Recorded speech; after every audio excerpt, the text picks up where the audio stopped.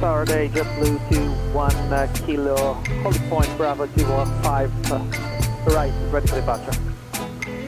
JetBlue 21 Kilo, Los Angeles Tower, right 25 right, clear for takeoff.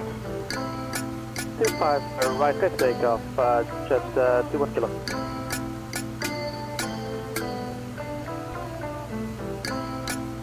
Long Beach Tower, Bear 1, Victor, room midfield down, touch and go. Around 21 Victor November, runway 26 left, cleared touch and go, and make left close traffic. Left close traffic, clear touch and go, runway 26 left, Bear 1, Victor.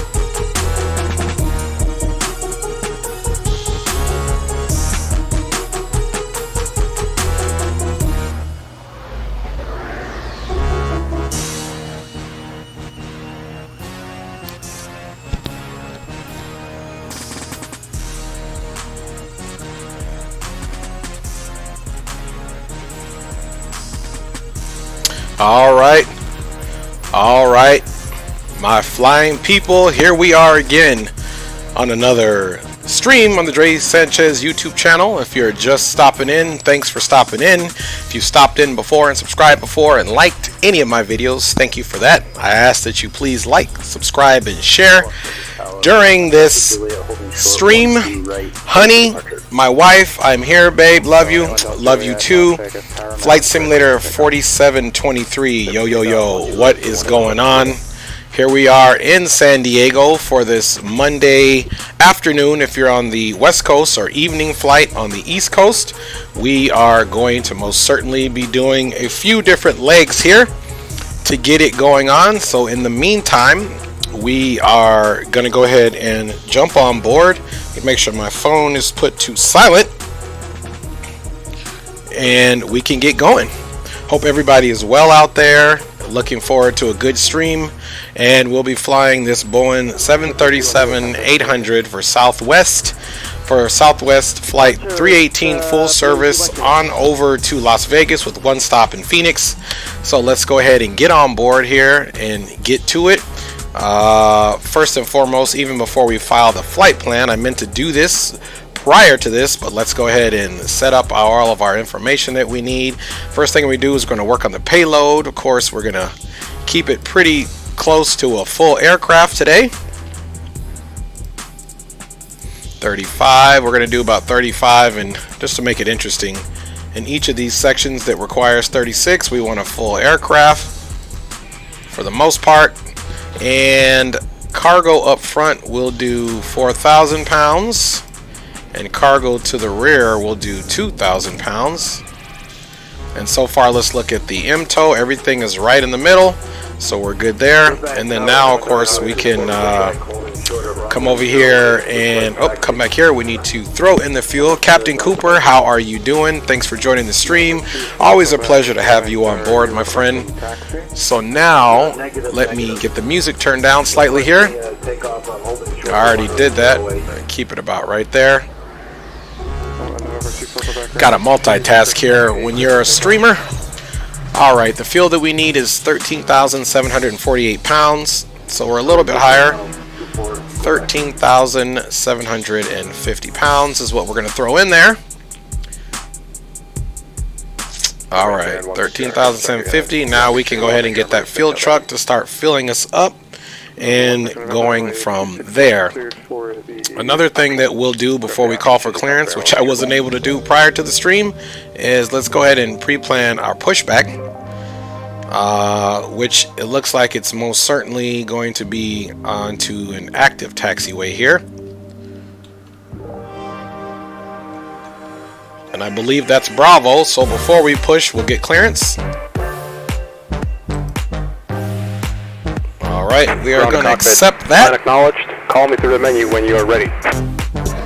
Alright, now I think it's about time to call and get that clearance for our flying pleasure. Let's pull up the charts here. I got distracted with a phone call, a couple of phone calls. So they were business related, so I had to kind of take them prior to that, but we're gonna make it work. So let me just give you guys a quick snapshot of where we are at on the field. Okay, so we are in San Diego Lindbergh, such a beautiful airport, beautiful area, especially when you come on the approach. If you watch one of my last flights, or you other streamers who do flights, it's always a beautiful approach into the San Diego area.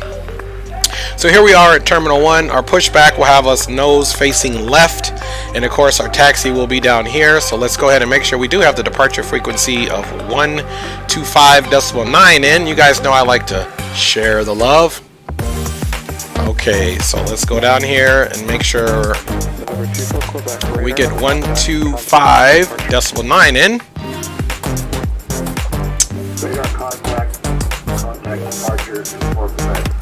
Alright, now that we got that in there, we can get ready to file our clearance, so you guys know what that means. We got to shut the music off for a second so that we can absolutely be professional. So now we're going to go ahead and call for our clearance, and let me give you guys a snapshot of what that clearance even looks like. So I was able to do a few things here.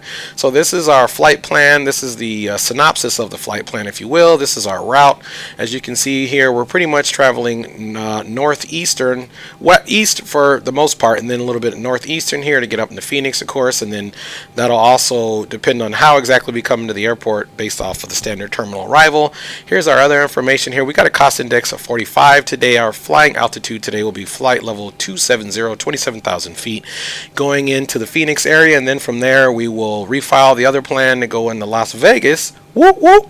My wife and I got married in Vegas, so dreams do come true in Las Vegas. So just as much as dreams are broken.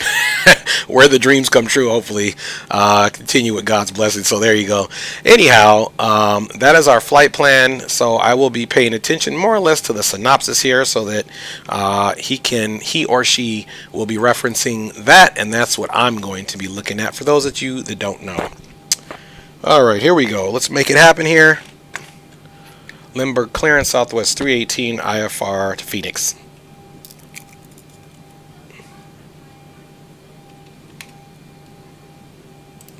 Southwest 318 Lindbergh clearance, clear to the Phoenix Airport via the Zoo 2 departure, Imperial transition, then as filed. Climb via SID, expect flight level 270, 10 minutes after departure.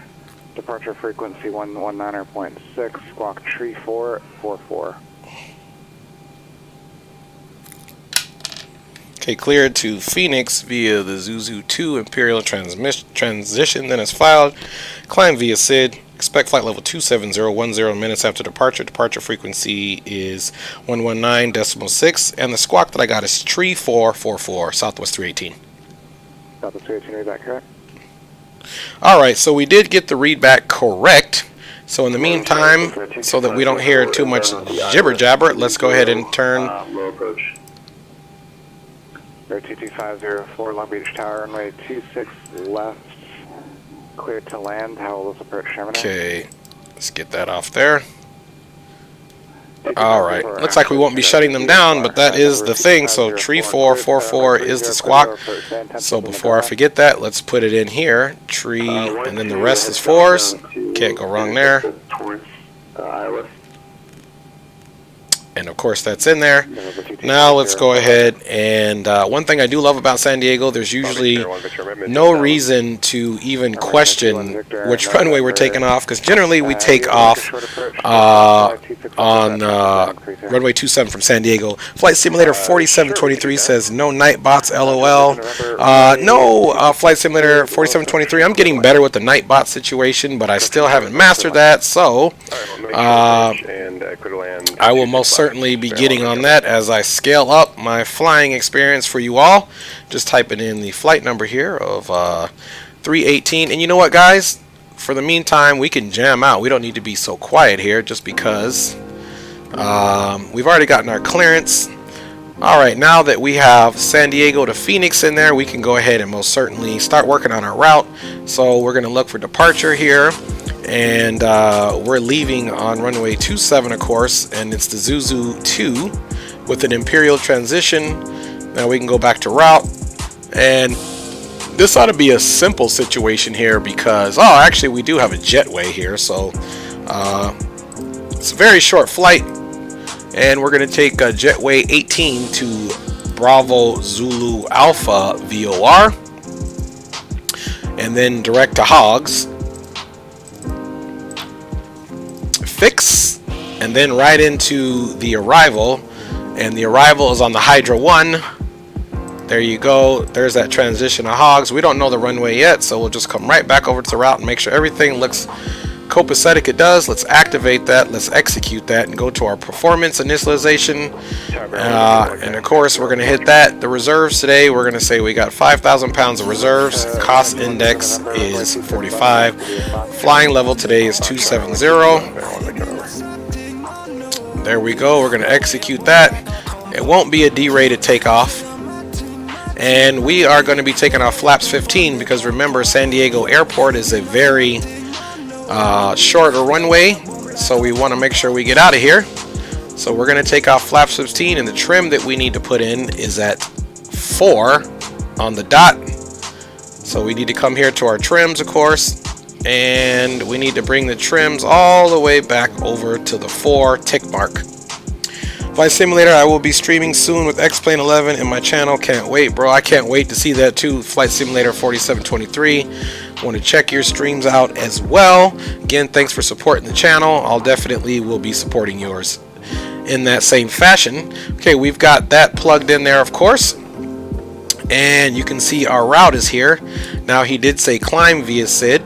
So one thing that we need to always pay attention to is when they say that and you accept that and you say that you will climb via SID, they're automatically expecting that you are going to climb based off of the procedures in the standard instrument departure, which is what SID stands for. So you can see we'll be departing on a heading of 275, jetty, max of 2,000 or 230 knots at 12,000 or below 12,000. So we'll most certainly do that. Jets, flight level 230, turboprops 15,000. So the narrative is on initial climb, heading 275 to 520 feet, then direct to jetty at or below 12,000, then left turn direct zoo, from zoo on transition, and we'll be climbing up to our top altitude of flight level 230. And of course, all of that is here in the visual, and there is no restrictions except to be below here at 230. Other than that, everything else is above. And this is the last point at George where we need to at least be above 14,000, which will definitely be there once we do that. So with that spirit, let's go ahead and put in our heading of 275. We need to put it in everywhere. So we're going to put it in our course headings, of course. Let's turn our flight director on both sides while I'm thinking about it. And let's get this set up to 275.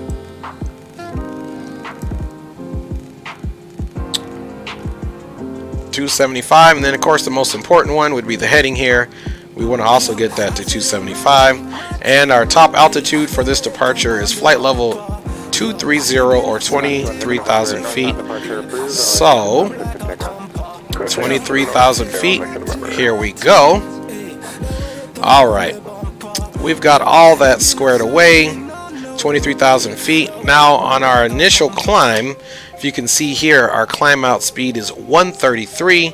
So of course we are not going to have it at 133. We are going to be more sensitive to our flap settings, which at flap 15, I believe them. So we're going to set us for about 185 right here in the climb speed. So we'll need to follow our flight directors, get on that, and go from there. We can also set a vertical profile so that when we do take off, and we'll do it right at about 2,200 feet, so that when we take off and hit autopilot, the vertical profile should follow that. If not, we'll go right into our level change here, and that'll be basically an IAS climb.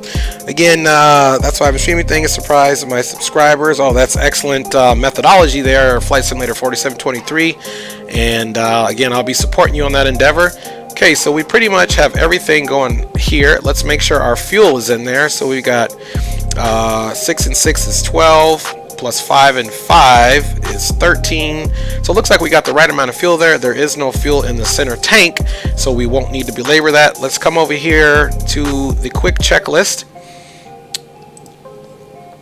and get that going. Let's make sure all the doors, of course, are closed. Let's see, doors, they're all closed, because I do tend to make that mistake since I don't have a first officer and I get onto another thought, and I definitely forget to do that. All right, here's the checklist before start. Flight deck door is closed. CDU display is set. N1 bugs, we just did that. The IAS bugs are set, and the MCP is set. So we just did that, guys. So we are actually doing awesome here. The next one is going to be the pushback, transponder, parking brake, after pushback, and our hydraulic pumps. Before we can even get into any of that madness, we need to go ahead and start that APU. Let's go ahead and turn on our anti-collision or red beacon and get our APU going. In the meantime, let us look at our flying altitude here for our pressurization, of course. We don't want to mess with that. And then I need to check Phoenix to see what the landing elevation. I think their landing elevation is like 900 feet or something like that. But I'm going to check it out here anyway for your view and pleasure.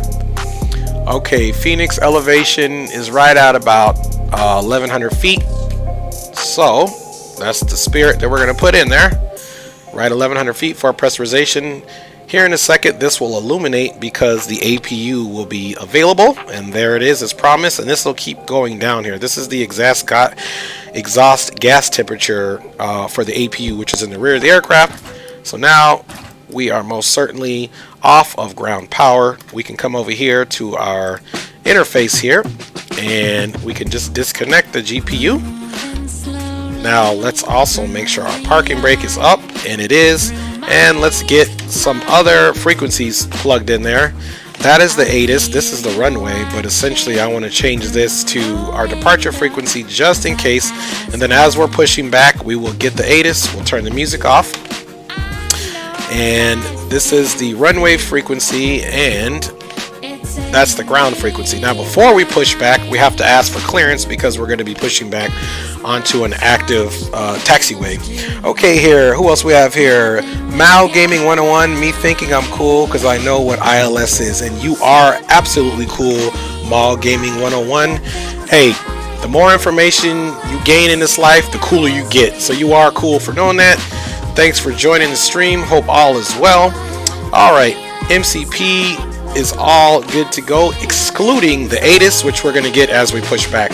So let me go ahead and shut the music down for now, and let's go ahead and call for our pushback truck. We're going to come right over here to our better pushback, and then we'll start the pushback and go from there. All right.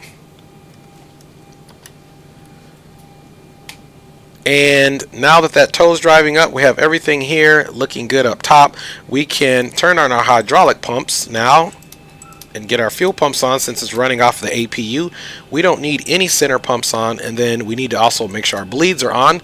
You can see the isolation valve is coming open, and the valve is already open, so you see that duct pressure there. Let's get our yaw damper on, of course, and let's make sure our APU is pumping out the right amount of AC volts and DC volts, and we have 112 and 29, which looks good.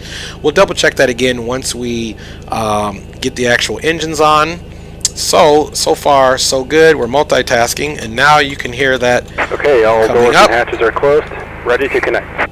All right, they are ready to connect. So in the meantime, let's start listening to the ATIS. So we're going to come here and turn that radio to on. RNAV and localizer runway 27 approach and use. VFR departures contact. Let's also get our transponder on now. Advise on course heading, altitude, and if flight following is requested. Read back all runway assignments and hold short instructions. Advise on initial contact you have information, Quebec. So Quebec is current. San Diego International Lindbergh Field, ATIS information, Quebec. 2251 Zulu. Wind 260 at 10. Visibility 10. Sky condition, clear. Temperature... Tow connected and bypass pin inserted. Release parking brake. 009er. Arriving and departing runway 27. Visual are now... Okay, so now let's go ahead and turn that off. VFR departures contact clearance delivery. Not turn it up, but turn it off. One thing we need to do before we do anything is get our altimeters in, because again, that's something that I definitely will forget. So they said the altimeter is 3009. We'll put it in the standby too, but we'll do that last. Let's come on this side. Beaver 524 Echo Alpha with Delta is 10 miles to the south, 2,500. All right, and then we'll be facing our nose to the east. So we'll just wait here. Let's make sure we're on the right frequency, of course. 1239, we are. Enter left down runway 12, report midfield. Wait for that transition to finish. 524 Echo Alpha, request 20. Your request 20, you said? Affirmative, for the wind. 524 Echo Alpha, enter left base runway 20, clear touch and go, northbound departure approved. The left base runway 20 and the 20 clear touch and go, north departure approved. Beaver 524 now. Lindbergh ground. Southwest 318, Gate 7, information Quebec, requesting active pushback onto active taxiway Bravo facing east. Southwest 318, Lindbergh ground, push onto Bravo face east. Okay, push on the Bravo approved facing east, Southwest 318. Alright, so just to let you guys know, anytime that you do push back onto an active taxiway, you have to request that clearance. So now we can go ahead, release the parking brake, and you'll see that the gate is moving back. So that gate is moving back for us. And now that that's done, let's go over here to our checklist. Over 24 Quebec, Fullerton Tower, enter right base from my 24. And the pushback, we did have our transponder on, parking brake is released, and the hydraulic pumps are on. So we did all that, folks. So the next one will be engine start. We're just trying to make sure that them outside are handling this pushback. Sometimes the better pushback acts a little funny, so let's just make sure that they are actively working on that. So it seems like they're all done and they're just waiting on something for us. So let's tap that once again. And let's just put the parking brake up and then put it back down and see if that works. Starting pushback. And there you go. Start engines. As promised, I told you sometimes it's a little tricky. I see you guys must know each other in the chat. And that's Mal Gaming 101 and Flight Simulator 4723. Again, guys, thanks for joining. So we have already got the ATIS. We have Quebec. And now it's just time to get out of here. We have our vertical profile all set up. And hopefully, yep, it's set up right here. So that is going to happen, hopefully. And this is going to be actually the first time I'm doing it in this aircraft to see if the flight director will go up and also match that vertical profile as well. We can also activate the lateral navigation.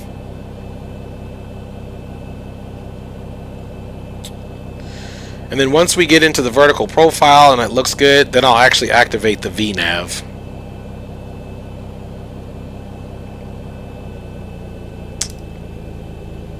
Which actually the smart thing to do, let's go ahead and try a VNAV departure. So let's switch that from that over to there and we'll follow our flight director, which will become active once we get the engine started. You saw that the vertical one disappear. We had that lateral horizontal line there. Because of that, let's look and see what the tower sees as we're pushing back here. in beautiful San Diego on Pilotedge, of course. You can see that tug working significant there to push us back. And once we get in the air and hopefully we get a smooth takeoff, hopefully, we'll do good. For whatever reason, I fly all other aircraft good. I fly this aircraft good, but I still have not even got a butter landing in this aircraft. Perhaps I need more. I'm so busy flying other aircraft. I just need a little bit more rehearsal here. Wow, that guy's really spinning it hard out there. Hopefully he wasn't drinking last night, because that was a pretty egregious turn there. But whatever. Alright, and you can see here on the TCAS, we got an aircraft there. Parking brake. Alright, parking brake is set. Disconnecting tow. Stand by. Okay, pack switches are off. Which, let's double check that and make sure they are off. Pack switches are definitely off, so that's good there. So we can do that. Start sequence is being announced. Engine will be starting. Engine start on ground. And then we need to make sure, we're going to do the same thing. So we need to make sure it's idle at 56%, and we need to make sure we get 25% on N2 on the start process. So let's go ahead and do that now. Parking brake is set. Transponders on. Call out starting the right engine, or number 2. So let's go ahead and make that happen. Oh, that's actually the wrong one. Let's do ground on the left, on the right. Alright. Tow is disconnected and bypass pin has been removed. Hand signal on the right. We'll see you next time and have a safe flight. Thank you, sir. And here's the N2 coming up. Once we get to 25%, that is most certainly what we're looking for to introduce that fuel. 24 and 25, guys, coming up on the fuel. Now we're gonna watch the engine come up and stabilize at 56%.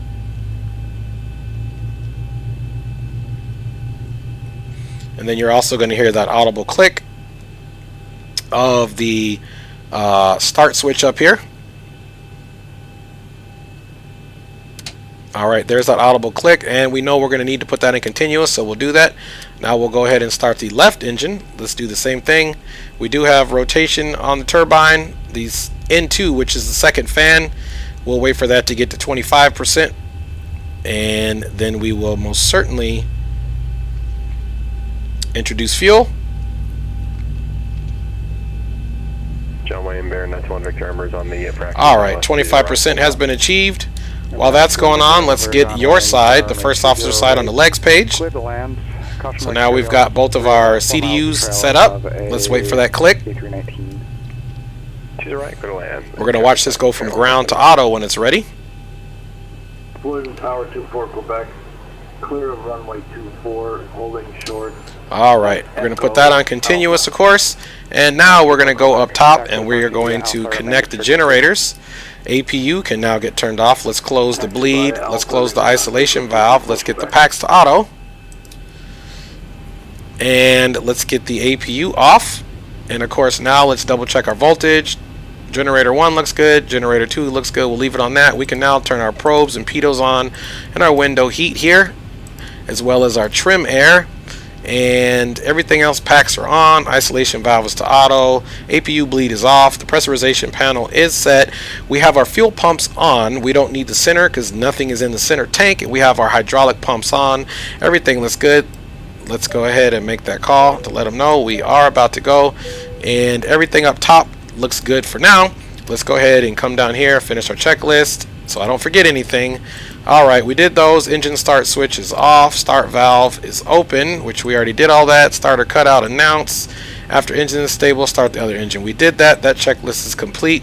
And now before taxi, generators 1 and 2, we did that. Probe heats are on. Wing anti-ice we don't need. So we can just start checking these bad boys off. Pack switches, we did put them to auto. Isolation valve was to auto. The APU bleed is off. The engine switch, as you saw, are to continuous, and the engine idle levers are to idle. Ground equipment was clear. Flap lever, we need to get that set to 15. Stay safe. Good night. Alright, so let's come over here. Flap lever is selected to 15. We'll make sure that that's indicating. We're going to put this to RTO for the rejected takeoff. And so as that's done, we'll go back and verify that. And the flaps are good. And the lower DU, they want this blank. So let's go ahead and clear that. And Now the lower DU is blank. Okay. And let's check our flight controls. Even though we haven't done it, we're going to do it now. Alright, flight control check. Here we come. Alright, full up. That's on the elevator. Full down. Alright, aileron left. Aileron right. Neutral. Rudder left. And you can see that tiller moving to rudder right. And I think we are all good to go, guys. So let's come back over here on the checklist before taxi is complete. And now we need to come on over to the next set, and the next one will be takeoff, of course. Hope everybody is doing good in the chat. In the background, Dre, hey yo, Chief Sim Pilot, the man, the myth, the mystery, the skilled pilot, Chief Sim, thanks for joining.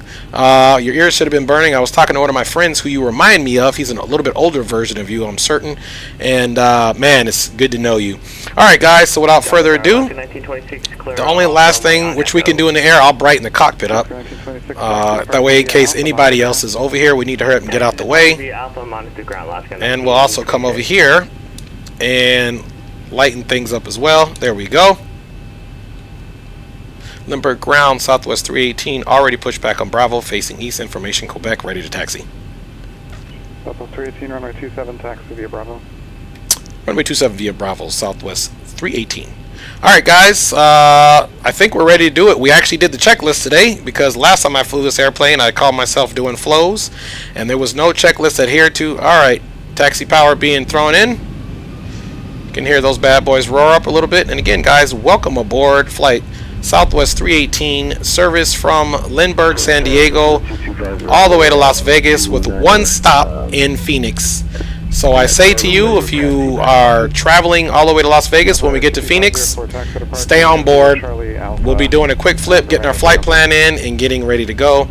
Your flight information at the top of your screen should reflect our route. And actually it doesn't right now because I think I have it hidden. So now I'll introduce that to you guys. We got that, and we got that. So there is everything for your flight information. Has now been put on the screen. Again, everybody, thanks for joining this wonderful flight here. I got to get it in. I'm trying to do more committing to this since this is somewhat my side hustle and my enjoyment. All right. So we got a taxi at ground speed of about 20 knots. Charlie Hotel, hold short of House, I'm underground, bear 1 big number. Alright, and we got to remember to get that chronometer started.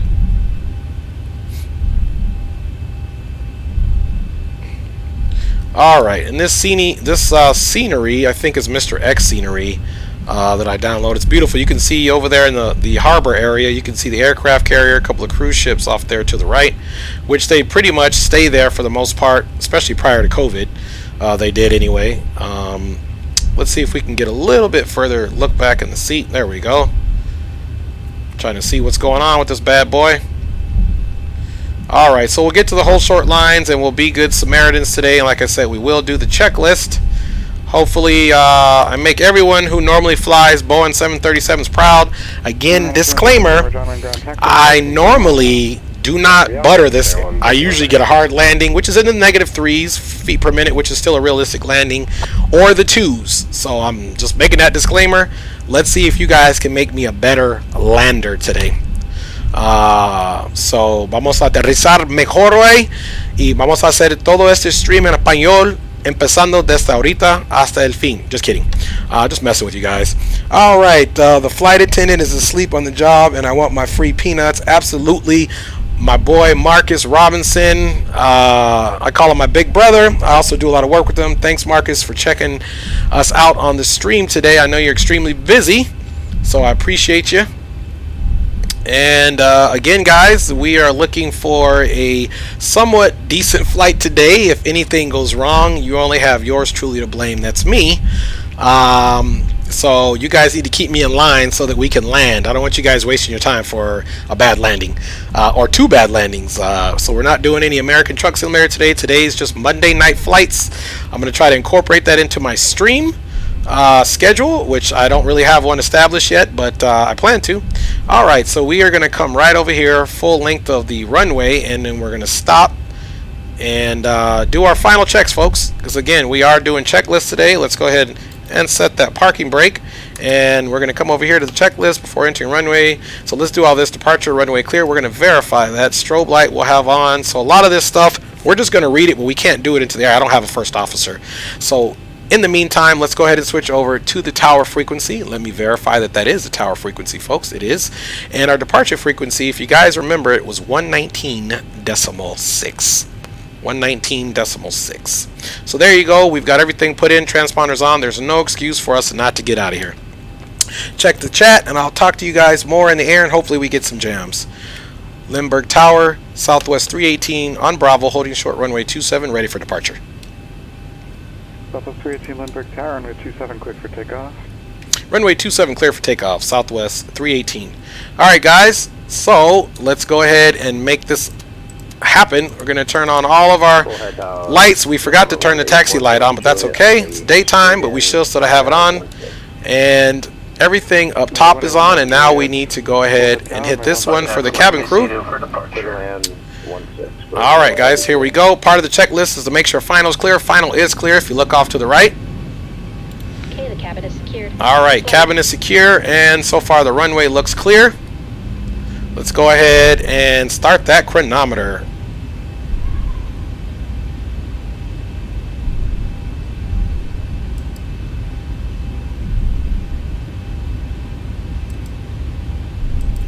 Alright, having a little bit of trouble with the chronometer. We'll get that here in a second. Trying to multitask there. Didn't work out too well. The little click spot for the chronometer just wasn't working. Alright. Before we take off, we'll go ahead and try to click it again.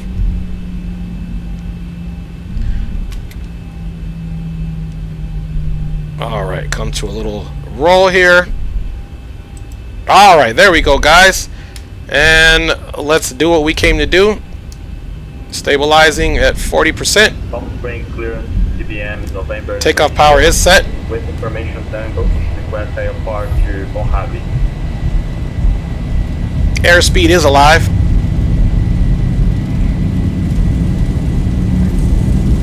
Eight 80 knots. Number 3 Golf. Pump string clearance on request. Standby. V1, rotate. Alright, rotating up, nice and smooth. Nice and smooth, guys. Positive rate. We have positive rate. Gear is coming up.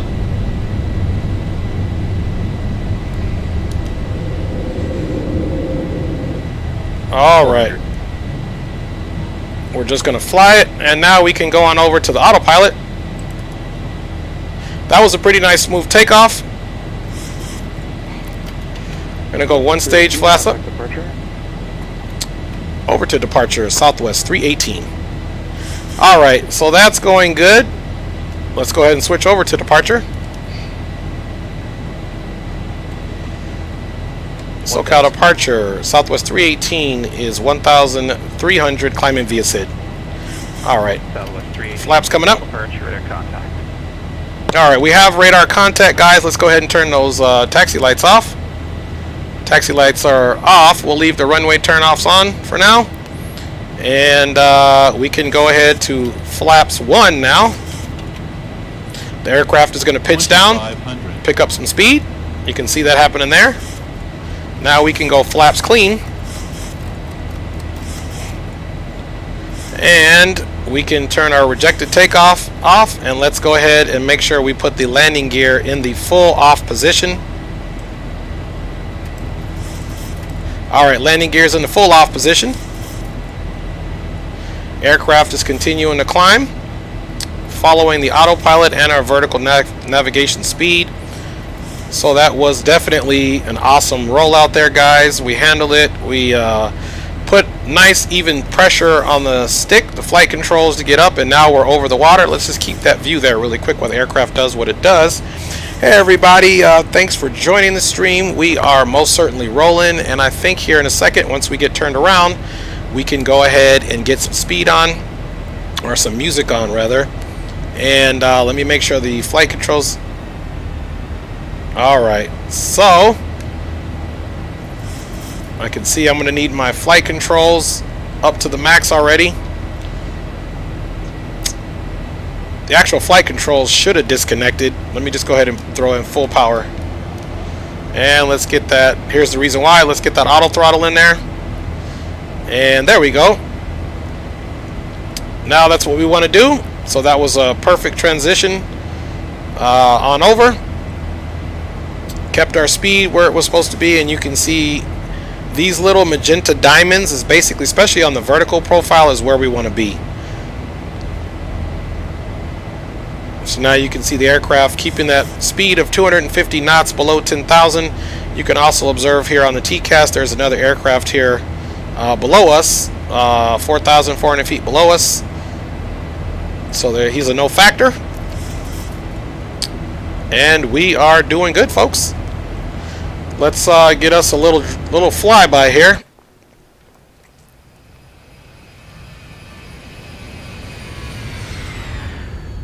Look at that, guys. Up, up, and away we go. All right, folks. Let's check the chat out here. Everybody looks and feels to be doing well. So without further ado, as promised, it's time to get some tunes going on here.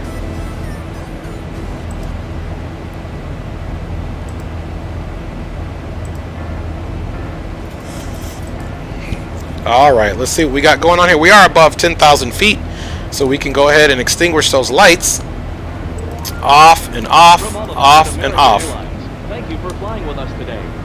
We're proud to be air transport. Let's go ahead and also Airline of the Year.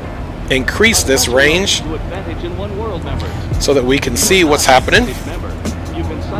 And on this side as well, I like to put the first officers or your side into the greater range. All right, so we'll keep this one over here at about 160. Aviator MasterCard is another great way to earn miles for everyday purchases.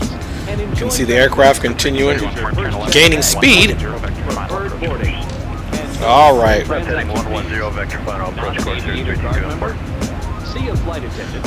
Flying time on the first leg, folks, is 49 minutes, in which we already have 5 minutes into there, especially because I got the chronometer to work. Let's see. Motion Media Studios, beautiful, nice, and smooth takeoff. Thank you, Marcus, for saying that. My man, appreciate you. And hopefully that flight attendant woke up for you so that she or he can provide you with your drinks, brother.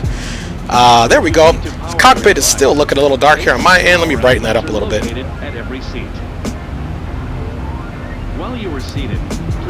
There we go. Let's also go up top. And I like my circuit, my panel up top, well illuminated as well. If you open an overhead compartment, use caution, as carry-on items may have shifted during takeoff. All right, cruising right along. And we're doing good. We are doing good, guys. Again, today's a pretty simple day for flying. Let me wet my whistle here. All right, guys. Once again, as always, thank you for joining me. Your time is money, health is wealth. So I definitely appreciate you guys hanging out with me here. Why that's happening. So let me show you a few things here on Navigraph. Let me give you guys like a better view out the window. Maybe something like that. At least you can see something.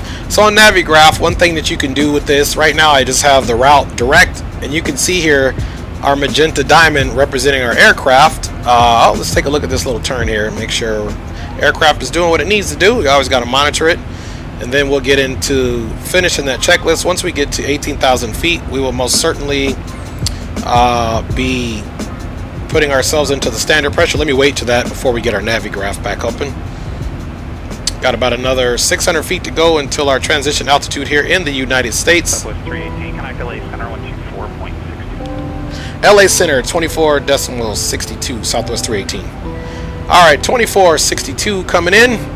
So now we've got the altitude to contact Los Angeles Center. All right. Los Angeles Center, Southwest 318, flight level 186, climbing via SID. Southwest 318, LA Center, good afternoon, climbing maintain, flight level 270. Up to flight level 270, Southwest 318. Alright, so up to 270 we go, which is our final cruising altitude there. Now we also need to go to the first officer's side and tap this button. Now you can see it's green standard there, and it's also there. And we never did our tertiary altimeter here, but I believe it's already in 292, which is good. Alright guys, so we're going to continue the climb. You can see our top of climb is in about 20 nautical miles, so no big deal there. Let's go ahead and get our Navigraph pulled back in. Alright, Navigraph is pulled back in, so now what we're going to do is we're going to modify this flight so we can put the actual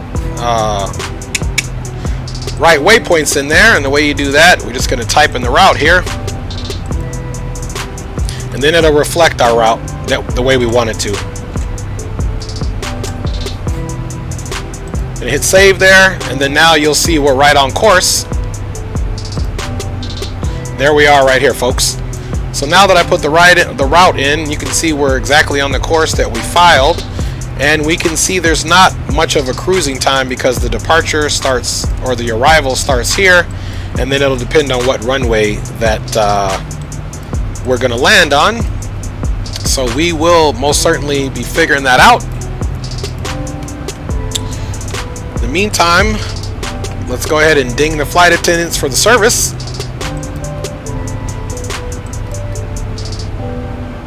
Alright, we can get these into the auto position now for flight, and everything else is done. Let's just go take a snap at our checklist. Alright, so we did all this, guys. Strobe light was on, other lights were on, transponder was already to TARA, after clear for takeoff, fixed lights were on, thrust levers we did stabilize right at 40% or so. We didn't call toga, but we most certainly put it to toga. And we rotated towards 15 degrees at a positive climb. Landing gear was up at about 400 feet. We recognized we had positive climb. The roll mode, select or verify, which should be in the standard bank, and the flaps are fully retracted, as you saw. VNAV mode is set, autopilot is on, engine start switches are to the auto brake is off, landing gear leveler is in the off position. Alright, climb and cruise at or above 10,000 feet. We need to do the passenger signs, make sure they're on. Transition altitude is set. Altimeters have been cross-checked, and here's the before top of descent stuff that we don't necessarily need to worry about. So we did all that in our own smooth flow, just because we don't have a first officer. Normally they would be doing that for us. So we got to take it how we can get it. As you can see, we're almost going to be at our cruising altitude. Now, one thing that we always want to do is we want to double check our flight plan. Alright, so here you can see, let's zoom in a little more. You can see here, everything here is at flight level 270. Now what we want to do is we see Judith here is at 280 and a flight level above flight level 250. So why it's important to have our charts up, we need to verify that the FMC is matching up with what the chart says. So we are most certainly going to be looking at the Hydra 1 RNAV arrival, and we need to match it up.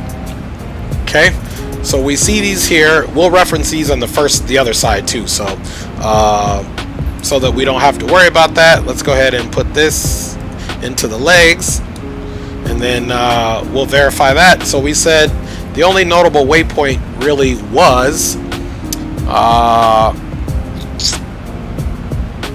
Judith at 280 at 250 knots, and that's absolutely accurate, and that's what we have.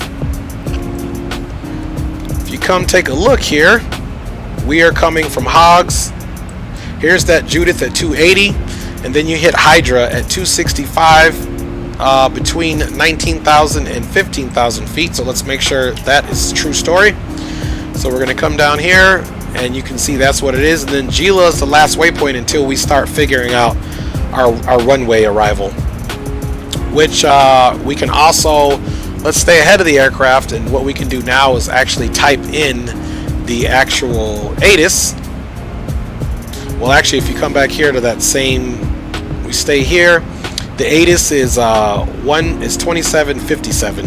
So let's get that in, 2757 on the COM2 side.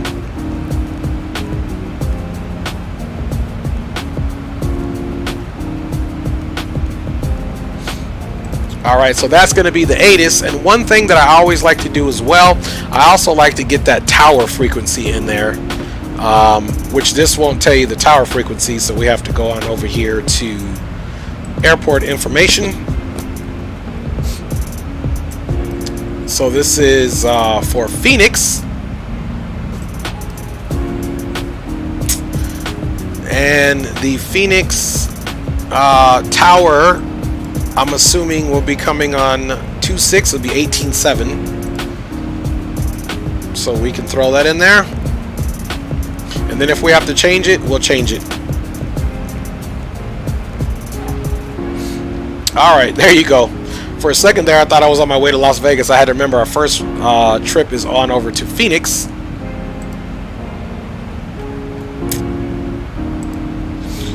So we're going to get on over to Phoenix, and then Las Vegas Airport. We're essentially just going to head north and go to the Las Vegas Airport.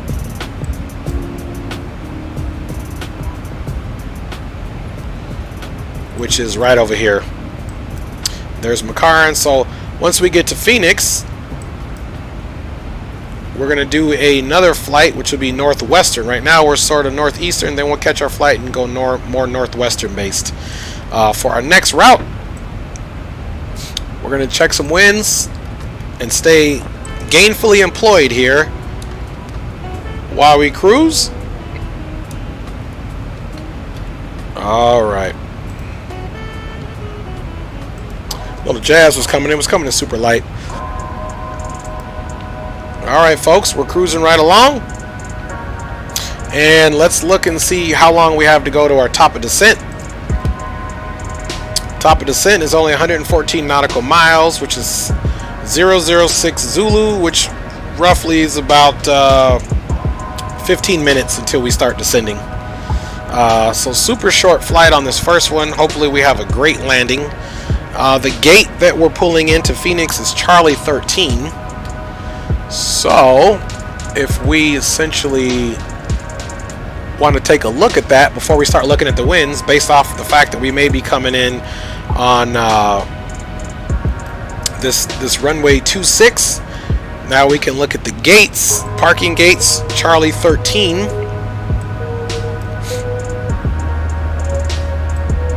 Okay, so Charlie 13 is down here. So depending on if we land on runway 26, where will we get off? We're going to have to use Sierra or whatever taxi route they give us to come over here to Charlie 13, which is the stand is over here on this last appendage off of Terminal 4 on the eastern, or actually, yeah, on the eastern side here. So there's Charlie 13. That's where it's at. Again, we have to do a significant amount of planning to make sure there's a smooth transition for us to land and pull up to the gate. Alright, now without further ado, we can check and see what the winds are doing there for now, so that we do have a better idea of and see, I don't know if we're even landing on that runway, for the simple reason this is the current Phoenix METAR and the winds are out of the north. So we'll have to play that close by the ear, meaning the air traffic control is going to or the ATIS is actually going to give us where we need to go to. So that one, it makes sense that we would land east, simply because if the winds are out of basically the north at 350, that's pretty much northern heading. So the disparity between runway 26 and that is less than the disparity than it would be to land on an eastern runway like 7 left or 7 right, or even land on 8, which is the same strip of runways 26. It's just on the opposite end, if you will. So we will see what we get here. You can see the winds are out of the east at 14 knots. Southeast, really. More south than east, if you will. Really out of the south.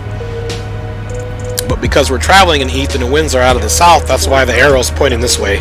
Because we're traveling east and the winds are coming from the south, so the airplane is probably yawing to the right a little bit. The winds aren't too bad. They're only at 13 knots, so there might not be a lot of yawing going on, which doesn't look to be that way, so we're okay. let's go ahead and square up our heading. 314, 3 miles to flight, maintain 4,000 till established. Clear local altitude, runway 27 approach. I always want to keep that heading squared up just in case, whatever reason. Now, even though we're here at a heading of 78, I'm putting this at a heading of 80 because the aircraft is really following a heading of 80 because it's yawing. So it's staying on course 78 degrees, but it's lateral 80 degrees to keep that yaw because the winds are doing enough to where it has to do a little bit of correction to keep us on course. So there you go. Alright, everybody else there is doing well in the chat. Flying right along. Again, you can monitor the flight information above. It's got us going to Phoenix, and we aren't quite halfway there yet. It's got us getting in there at about 16 Zulu, so we'll get halfway there pretty quickly. Alright. So, let me see how egregious those winds were. The winds are only at 3 knots, so altimeter is 3016, so the winds have been pretty calm there in Phoenix, which is very relaxing. Very relaxing. If you're just joining the stream, check out your flight information above. We are on our way to Phoenix. The flight is almost halfway done. We are cruising here in this Boeing 737-800 for Southwest. You can see here, aircraft is enjoying a nice, calm Monday flight here. We are flying real time, so potentially on the next flight it could be getting darker. Who knows? But at any rate, you can see that beautiful Southwest livery, that sun still a little bit high there. And yeah, if we want to come back into where the passengers are, there's a little passenger view off the right side, and as well as the passenger view from the left side. Out there flying that Southwest livery, beautiful work. And this of course is the Zebo 737-800. So again, thank you to Zebo and the entire team for continuing to make this aircraft even better. Even better. This is the only freeware that I know that is better than payware, and that's no joke, just because they have added so many additional things to this aircraft to make it better than payware. So that's why I love the X-Plane community. I also love the Microsoft Flight Simulator community. Again, once I purchase my next computer, which will almost be the same specs as this one, but I'm just going to put that one on that rig, and that's when I'll probably start dovetailing in and doing some streams with Microsoft Flight Simulator 2020 as well. My dad has it. I know a few of you have it, Chief Sim, and a lot of you still fly it. I just haven't gotten it yet. Which for me, it was more or less let them work out the bugs, you know, let them introduce any new betas, let them work that out to where those bugs are worked out. So it's been out for a while. I know there's always going to be bugs, but minimal bugs is what I'm looking for. All right, guys, continuing to cruise right along. Cross Judith at and maintain flight level 250. Cross Judith at and maintain flight level 250, Southwest 318. All right, there's that Judith that we already knew. 2314, connect Limburg Tower 118.3. So let's just take a look at that. Here's Judith, flight level 250 or above, and at 280. Now what I may do, now here's the difference.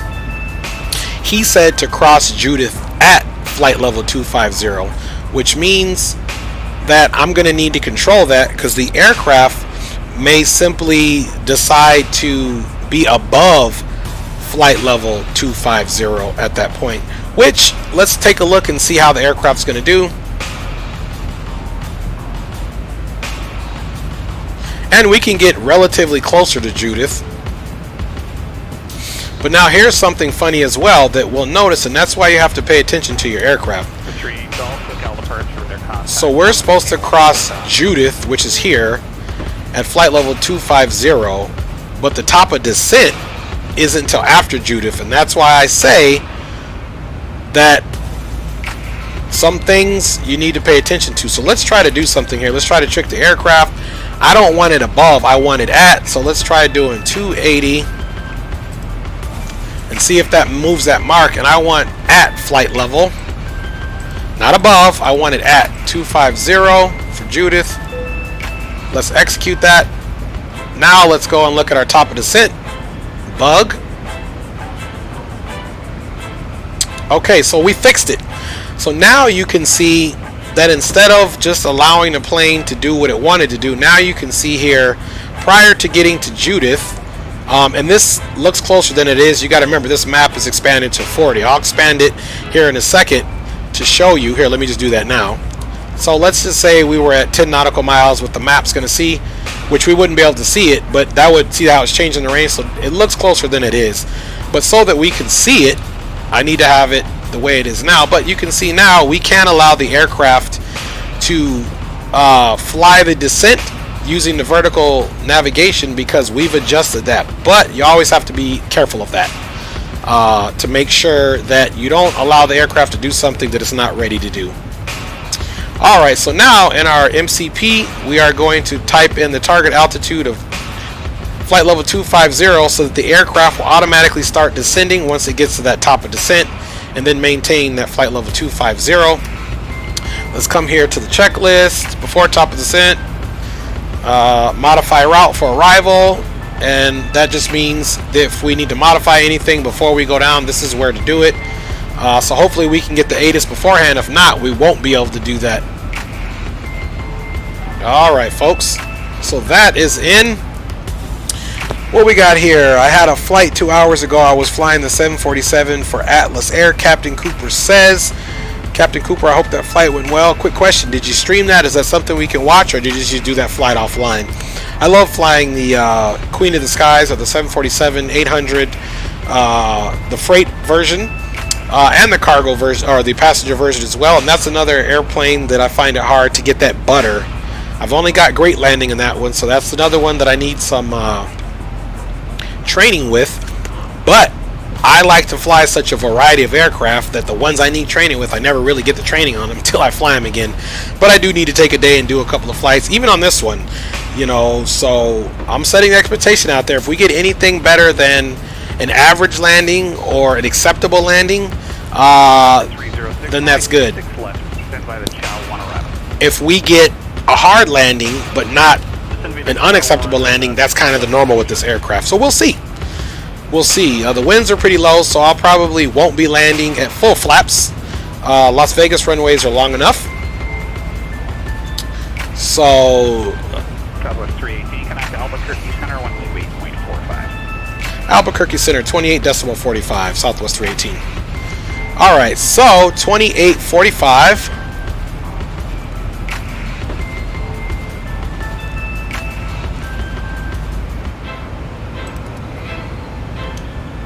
Albuquerque Center, Southwest 318, checking in flight level 270. 318 Albuquerque Center, send you the Hydra 1 arrival.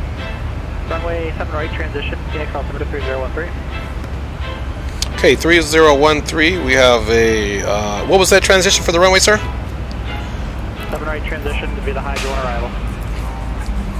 Okay, roger that, and we'll descend via the Hydra 1 arrival for Southwest 318. Alright, so you can see the aircraft is maintaining that speed. The altimeter is 3013. So we can go ahead and put that in, and then we can also, let me put it over here, 3013. And let's put it here as well, 3013. We're not putting it in, I'm just setting it in down here for the, so that when we get off the standard. Alright. And the Phoenix runways are 7 and 8. So now I can even start putting in some waypoints based off of that. Again, my brain is stuck on we're going to Vegas already when that's not it. Okay, let's see here. It's easy to land smoothly in real life. Oh, absolutely, Captain Cooper. I know those 747s are Cadillacs. So for the runway 7 or 8 transition, we need to go to punt. Alright, our descent is going to start here shortly.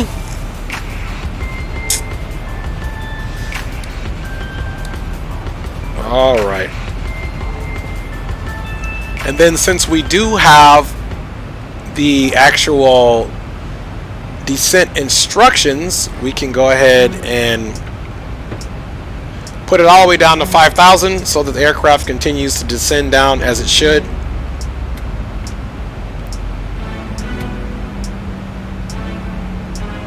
Alright, so we got 5,000 there. Now we need to get the rest of the waypoints in there. So after Gila, we have punt. Just going to do it this way.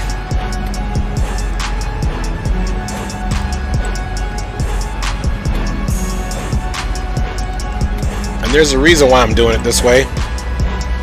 Punt.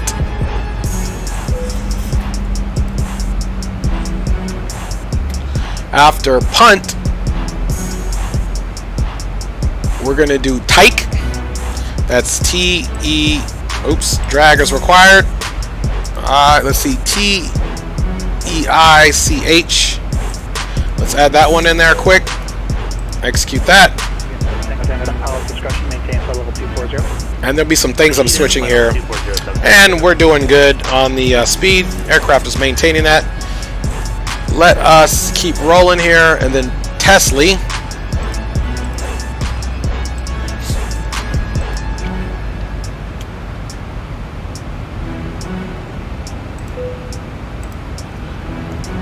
And at Tesla, we need to be at 7,000. So let's Tesla 7,000 at 210. So I'm just manually doing this because I have time. Normally you could do it in the actual, you could just put in that way, but sometimes this aircraft loves to do different stuff. For me anyway, Falgo at 210.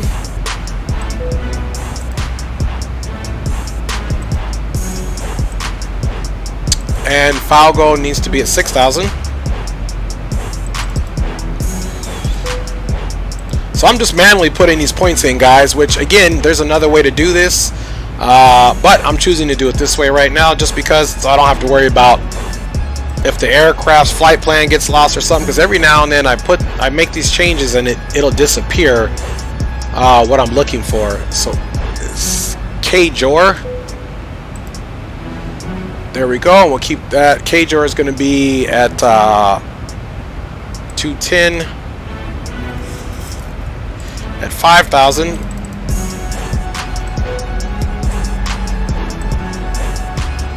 Alright, let's check on the aircraft here. Everything looks to be doing good here. Then we'll get the ATIS here in a second.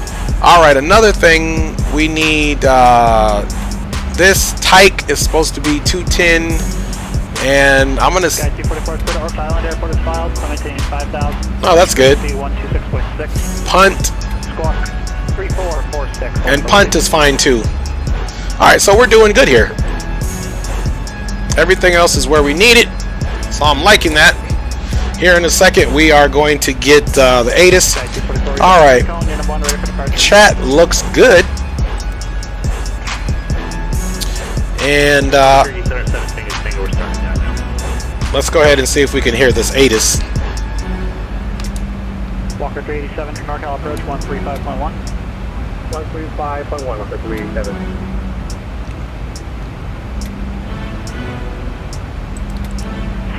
Arriving runway set right, 8. Departing.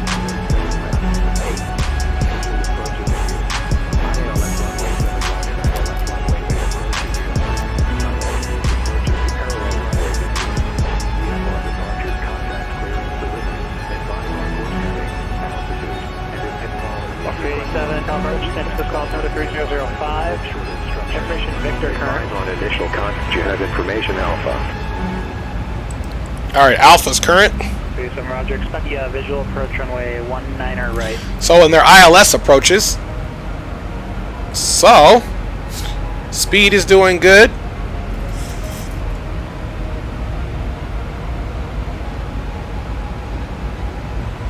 37 1 setting 060, vectors visual approach from 1 and right, descend and maintain 5,000. Alright, Hydra's between 19 and 15, then Gila. Which is funny, I don't know why this says top of descent, flight level 220. But the aircraft is already ready for this point, and it's going to make this point based off of the information in FMC. So this is a little bit of a strange situation there. Let's go back and see if we can hear how egregious those winds were. That way we can see what flaps we're landing at.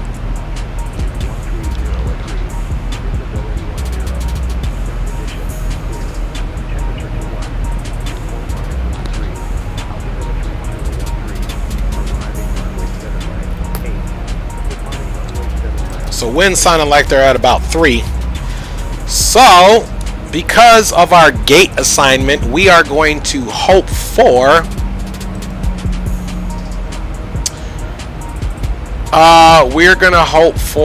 I'm assuming he's gonna get, I don't know if it's gonna be 7 left or 7 right, so I'm just gonna keep this thing on the approach page. And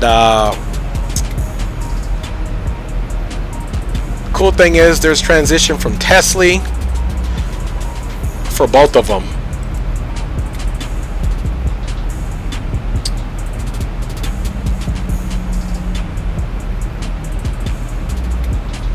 Well, and really the runway, the runway 7 right makes sense. So we're not going to put any ILS or anything in just yet, not until we get further information and get with the approach.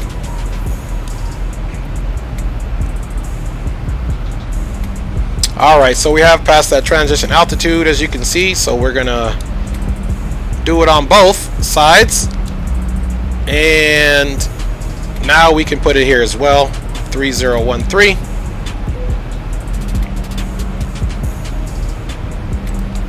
There we are. Alright. Looking good here, folks. We need to be between Gila, we need to be between below 17,000 and above 11,000, and the aircraft is most certainly doing its job well done to do that. You can see it going back and forth to try to keep up with the right speed. Alright. You can see it definitely is getting darker out there. So we'll try to get that turnaround super quick.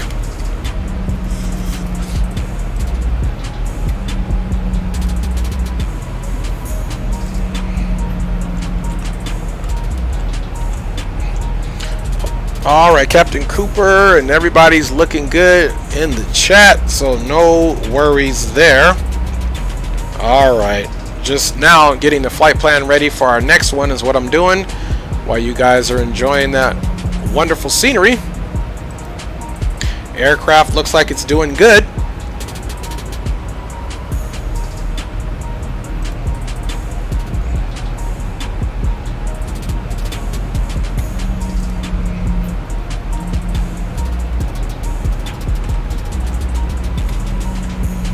Sky 600 Bravo, flight plan on file. Alright, and Southwest really does run these routes. This route really is done, and it's 737-800. Phoenix approach 128.65, Southwest 318. Alright, 128.65.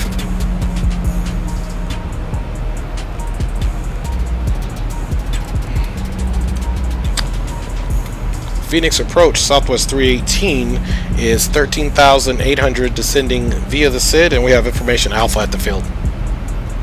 South 318, Phoenix approach, thank you for Alpha, Phoenix altimeter 3013, after Balti cleared ILS runway 7 right approach. Okay, after Balti cleared ILS 7 right approach, altimeter 3013, Southwest 318. Alright, so after Balti, we are clear ILS 7 right. So now, once we make this turn, we know that it's 7 right. So now let's put the approach information in for 7 right, which I thought it was. Let's see here. Okay, Balti, and he's clearing us all the way in. So the it's 110.75. So we need to go 110.75. Switch that over. This is on VOR, so let's switch that mode to ILS, and we said it's 110.75. 110.75. Final approach course is 78. So let's make that happen.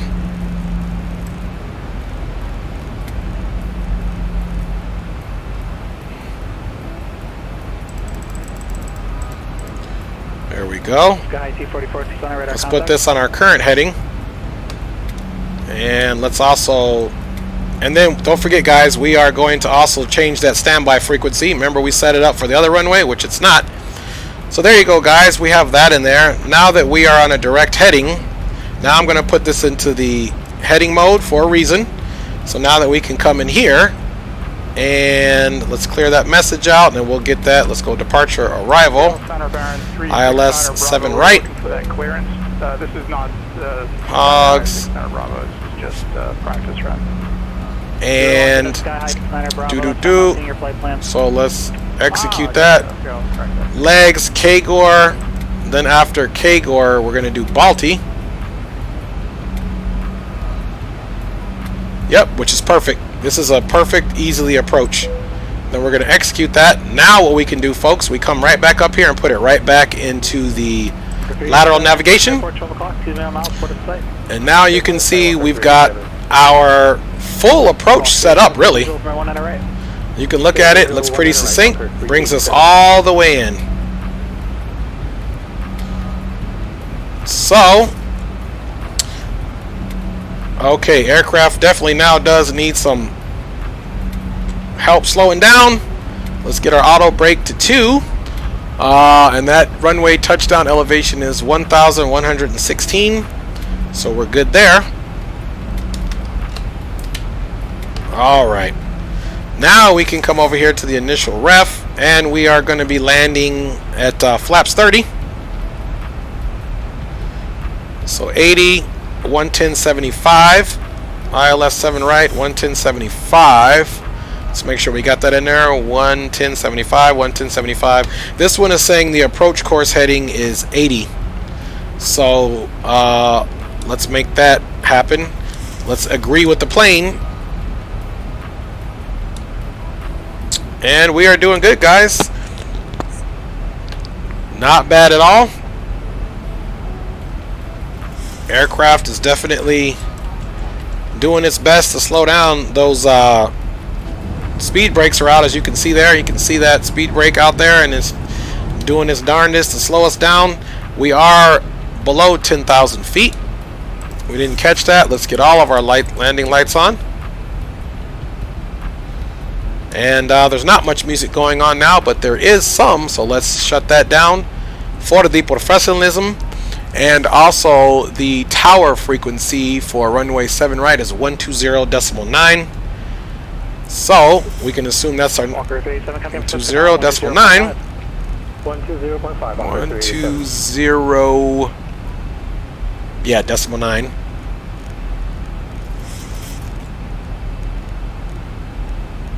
And the actual ground frequency, let's see, we'll be landing something that'll be south. Is going to be 13255. Tower Walker 387, visual 1 on the right. Walker 387, San Francisco Tower, runway 1 on the right, clear to land. 1 on the right, clear to land, Walker 387. Alright, so we got tower frequency set in. Let's go ahead and go flaps down one stage.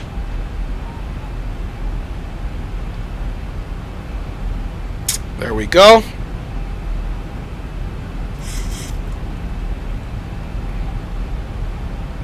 Got 240 preliminary weather for Orcas Island, what your approach course is. We'll get those flaps 2 out. And you can see the ILS information coming alive, so we can go ahead and hit the localizer. The localizer is captured. And now we can put it into the glide slope approach mode. And let's get down here and I'm sorry, let's come down here and look at our approach speed. We're doing Sky 244, Roger, cross on at 5,000, cleared RNAV runway 16 approach, approach 30 and 146, so our approach speed will be right at about 155. So you can see the aircraft trying to pick up speed.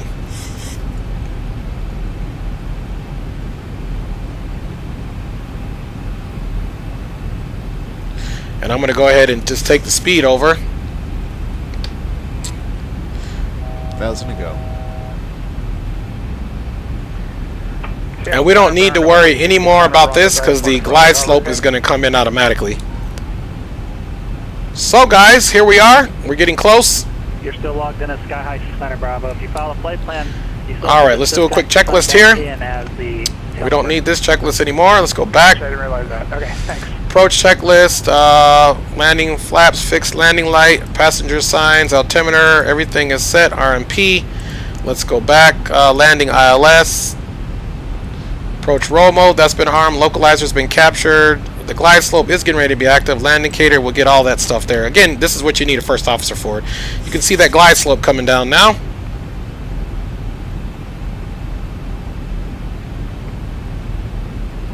So the glide slope is about to be captured. Missed approach altitude, missed approach climb to 3,300. So now we need to put the missed approach altitude in here. My tail number is now matching my flight plan. There we go. And we'll be doing a right turn, or climb to 3,300 feet, right turn 5,000 direct to the PXR VOR. Climb maintain 7,000, departure frequency 126.6, squawk 3742, hold for release. Alright guys, let's go ahead and reduce that approach speed to about 160. Throw in some more flaps. Friday Harbor has filed 7,000 gallons. Alright, speed brake can frequency 3742. come off and be rearmed. Squawk and hold for release 600 Bravo. Speed brake is rearmed. We do have our auto brake to 2, flaps are to 5 so far. We can even Southwest 318, connect tower 120.9er. Tower 120.9er for Skywest 3 or Southwest 318. Alright, 120.9er.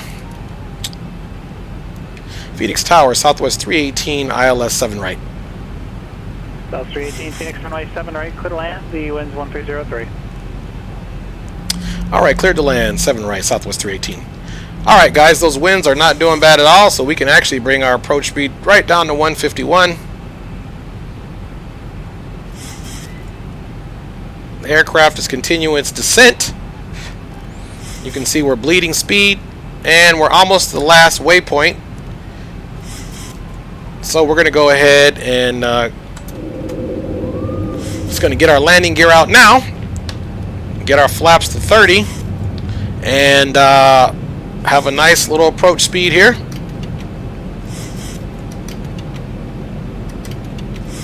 Landing gear is down 3 green.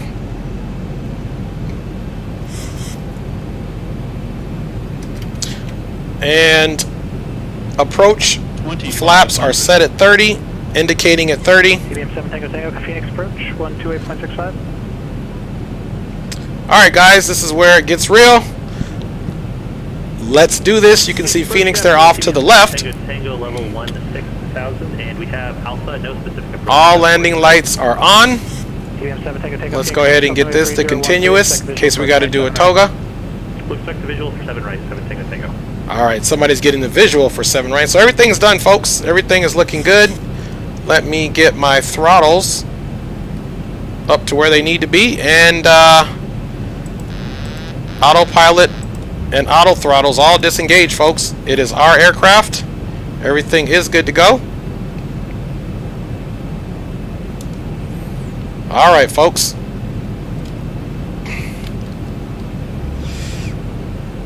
It's my aircraft.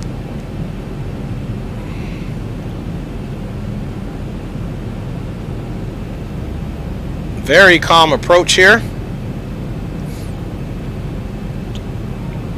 I'm not doing much to keep the aircraft stable.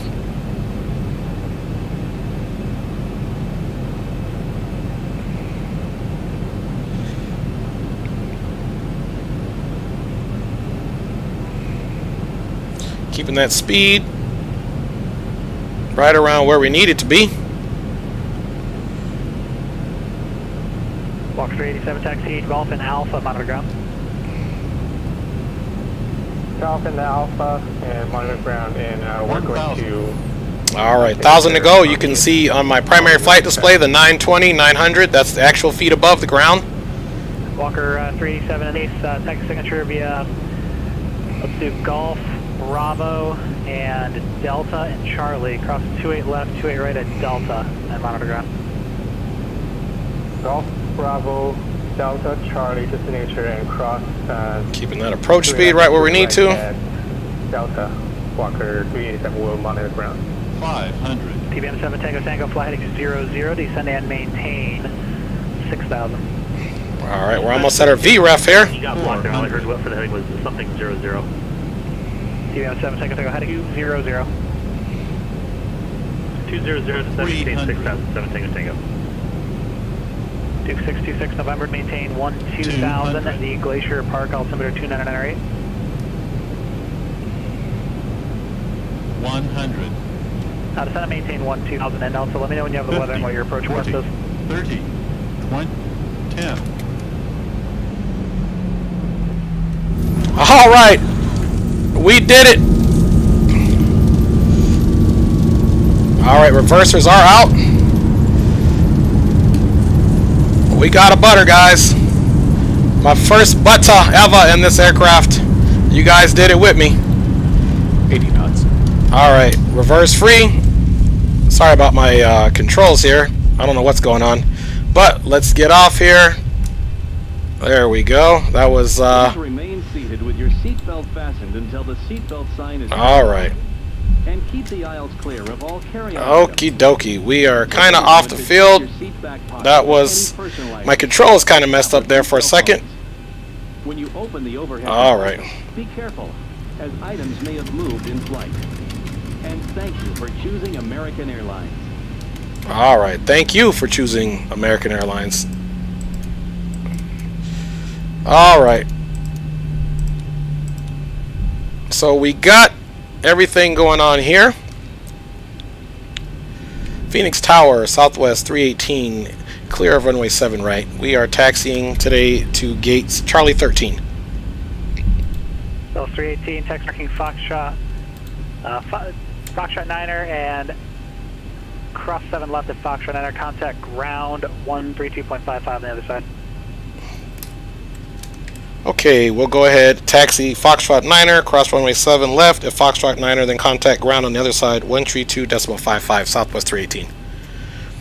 Alright folks, aircraft is all cleaned up. Let's make sure we got our lights off that we need to do. We're not going to be doing any type of replay because it might mess up the sim until the last one. Taxi is on, and put this back to auto. And there's Foxtrot 9. Yeah, my controls went haywire on me towards the end there. Alright, let's look left. Cleared, we'll let you know if we're not off within 6 hour Bravo. Alright, let me pull up my doggone taxi map here. No traffic between you and Orcas Island. Approach your IFR cancellation in the air on this frequency on the ground within 5 minutes after landing on 122.2. Change to advisory frequencies approved. Okay, we're on Foxtrot 9. He said cross this runway, which we can.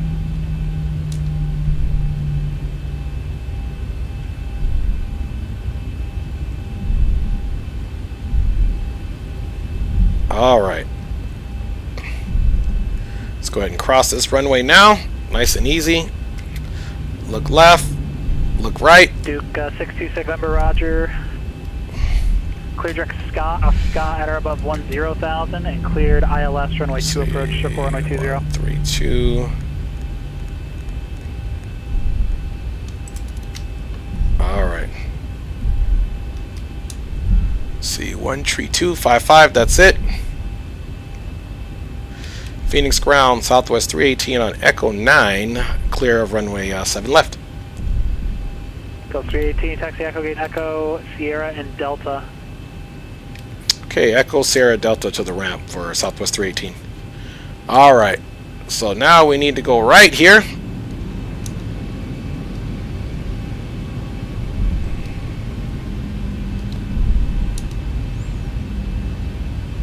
Okay, we're going to go right here.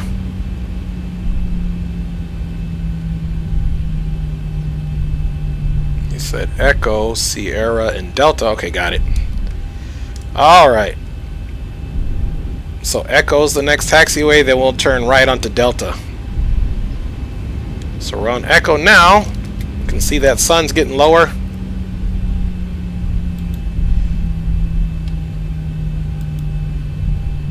This is Sierra.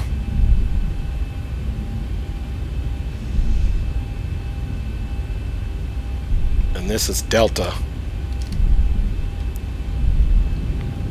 Okay, now we're on Delta. Delta. Alright, let's get in here, folks, and do what we need to do. Welcome into Phoenix. We did get a butter landing. First time ever for me in this aircraft anyway. So that's a little bit of a celebration for all of us. Alright, get those tunes back on. And should be the last appendage right in there. Thank you, baby. Thanks, Chief, for saying for reals. Thanks, honey, for that. Let's see. I did not expect that to happen. Might need to give me a few tips and pointers. So we did great, guys. We did great. First flight in the bag. Next one coming up. All right. It's this next turn over here. Bravo, Seattle radar contact. Who else called? 7 Tango, we have a field in sight. TM 7 Tango calling, cleared visual approach runway 7 right on our left base and contact Phoenix Tower 120.9er. Left base for 7 right, cleared for the visual and over to tower 7 Tango. All right, so it's supposed to be over here. Looking for Charlie 13. Should be the middle gate. Visual 7 right. TBM 7 Tango Tango Phoenix Tower runway 7 right, clear to land. The winds 130 at 3. Runway 7 right, clear to land, 7 Tango. And there's Charlie 13, folks. We actually pulled into the right gate.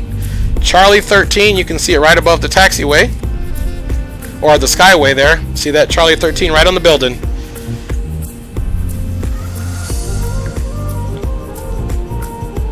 Let's see if our marshaller is going to wake up. There we go. He woke up, folks. Good for him. Alright, while we're easing up, let's go ahead and connect that. Let's get that bleed valve open. Now we'll worry about that in a minute. Okay, he's saying a little bit to the left.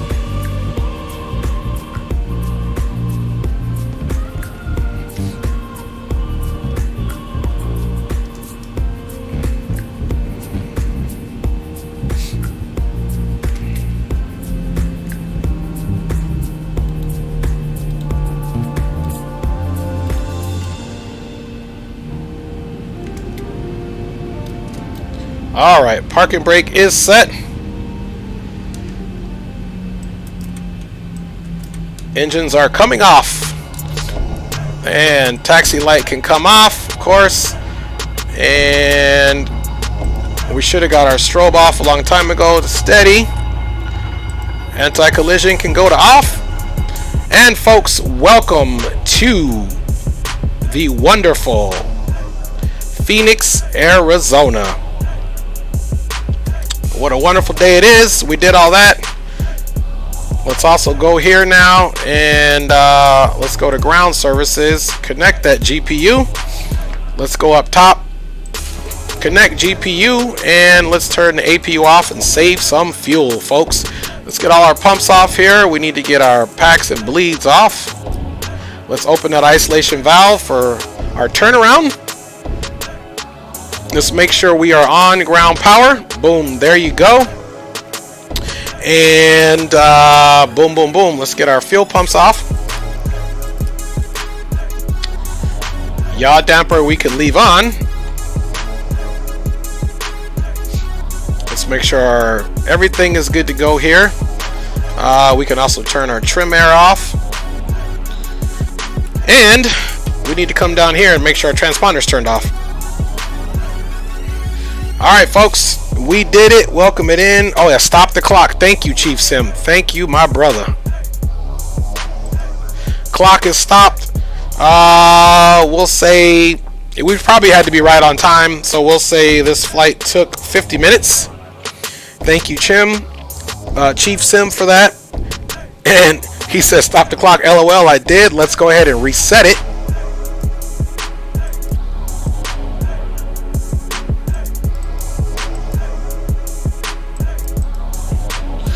Anyway, there you go. We'll get the chronometer going again and reset it.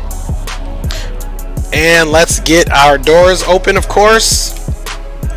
So we're going to open the forward entry. Boom, boom. We're also going to open the forward service. Let's see. We also need right forward, left, right aft, over wing. Nope. Aft cargo's open. Aft service. That's what we need. Then we can come over here. Sorry, honey. She doesn't like that. It's just a mechanism I do in my head when I say over here. Now we can get all the ground vehicles going and get our next flight plan up and rolling. Alright, in the meantime, let's get our flight information all situated there.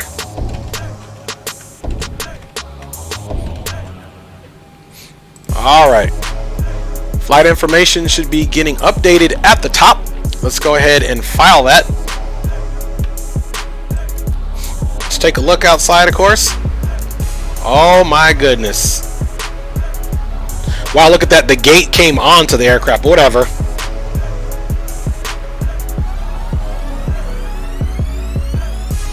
Alright. While that's happening, let me make sure that the flight plan is all together, and then we can get out of here. Alright. Okay, let's see what the cruising altitude for our next flight is going to be. Looks like that Southwest, they do flight level 280. So let me put 28,000 feet in. I always throw an extra 1,000 pounds of fuel in, which doesn't hurt the landing, as you see. And Southwest's route is the Zephyr 2 with the Rockstar 1. So hopefully I have the Rockstar 1 on board. Because last time I tried to file something, I didn't have that on board. Zephyr, da-da-da. Northeast Center, Bravo, Roger, after water cleared, NDP, runway 34 approach. Alright. And report your turn and mount. We are doing great. I'm just doing this because we got to file another flight plan here. Alright. Flying time is even shorter than the last, so we'll be super busy. And let's file it. So we're going to come right over here to Pilotedge. And we're going to file this flight plan here so we can get rid of Phoenix. Hopefully we get another butter, and it should be a pretty scenic landing here in this evening flight here on Southwest Flight 318. If you need to refresh your drinks or do whatever, just know that Sky 244, cancellation received. We'll be taking off here shortly. Thank you, sir. Sky 244. If you want to catch the rollout, we're going to do exactly what we did last time. Clear 7 right at Hotel 5. And the alternate airport is Ontario, back in California. And we're just going to change this to 44 minutes. Phoenix, Las Vegas, boom, boom, boom, 28. It looks good. That's been filed. The fuel we need is 13,960. So let's come back over here. 13,960. Let's go to the payload. Let's make sure the payload looks good. Guess everybody, well, the aircraft is going to continue to be there. So let's change the fuel now to, let's see, 13. So we can just do 1,400.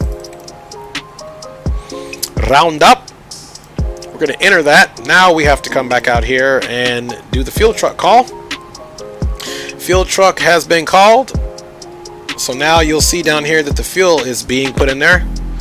And let's call and get this clearance so we can get up out of here. I'm not even going to stop the music because we're just that good. Let's get over to Sky Harbor clearance.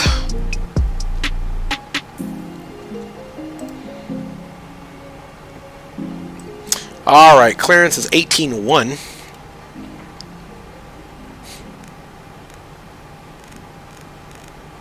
Alright, so first butter in this aircraft happened today with you guys on board. Alright, this song is hard, but let's get to the next one. Alright.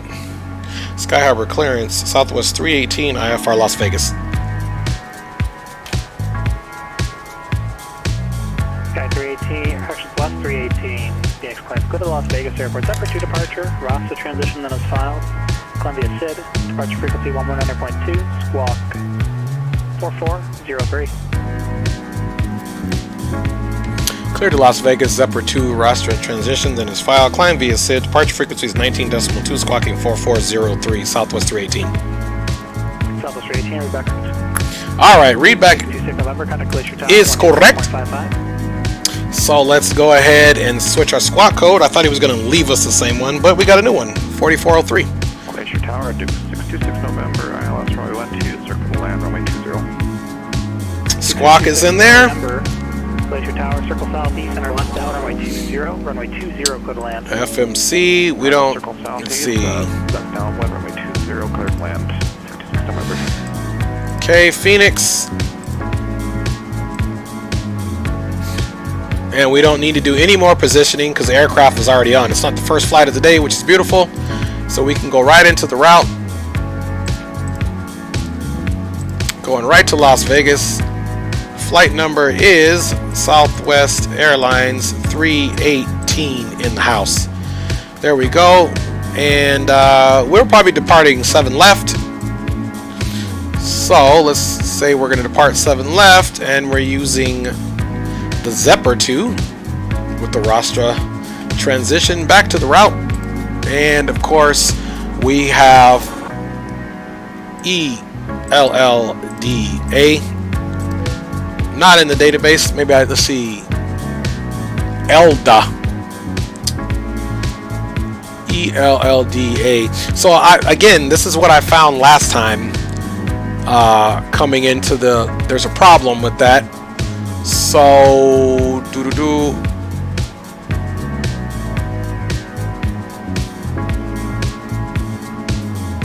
and the problem is I could manually put them in, but these points aren't even in. I don't know if Navigraph messed up and didn't add these because everything else is current, but some of these arrivals into Las Vegas they didn't download when I updated the AIRAC because I always keep the current one. So I might have to ask the controller. Let's see, stars.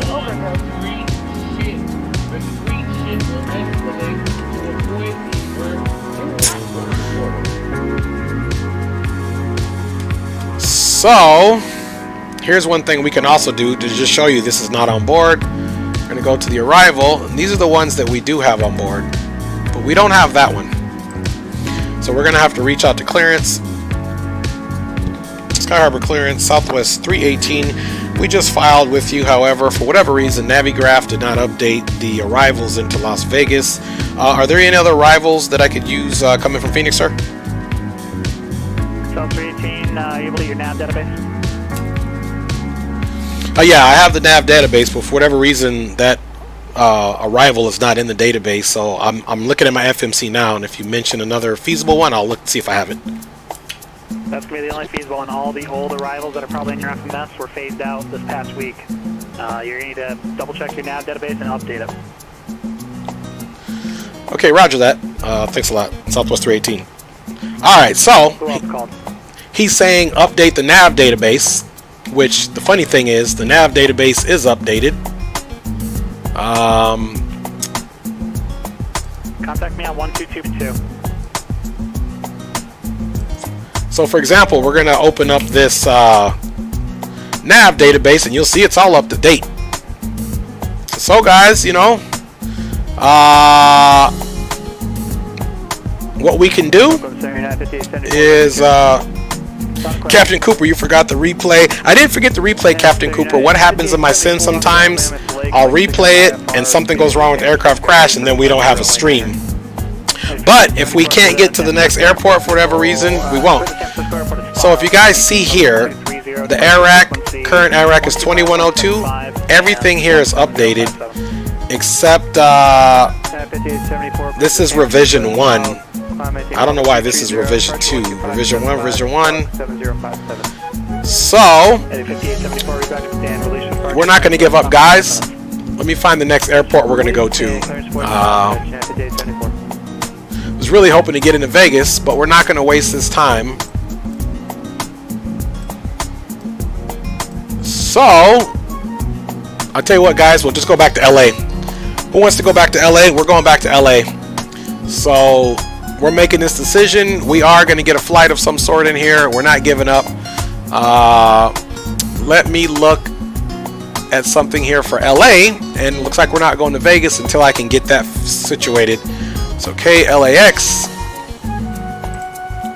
find routes. I'm in my flight aware right now. Southwest does fly it with the 738. So Keens, Hollywood. So let's see, I'm pretty sure I got the Hollywood on board. So now we can go back here and let's go to the route. And we're not doing LAX, Las Vegas. We're going to do LAX. LAX. Zephyr 2 Rostra. Let's see. And it's not even a Zephyr 2 anymore. We got to change the departure and arrival. So we're going to change that to... We need to take the Keens. Keens 2, transition messy.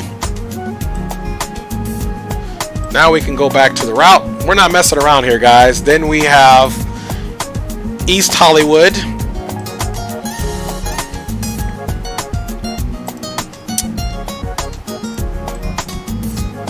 Yep, and that guy was unforgiving. He's basically, if you don't have it, you got to do something different. Let's see, Hollywood 1. Okay, and let's get our departure in there. Hopefully we got the, I don't know why this is still saying that. Let's go back to the route.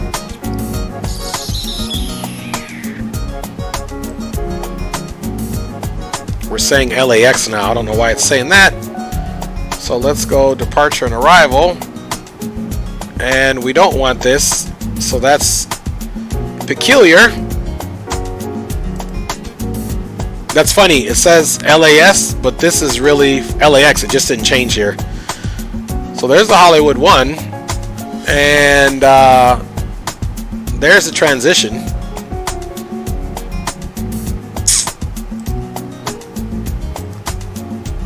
That's it. So, hey, we'll take it.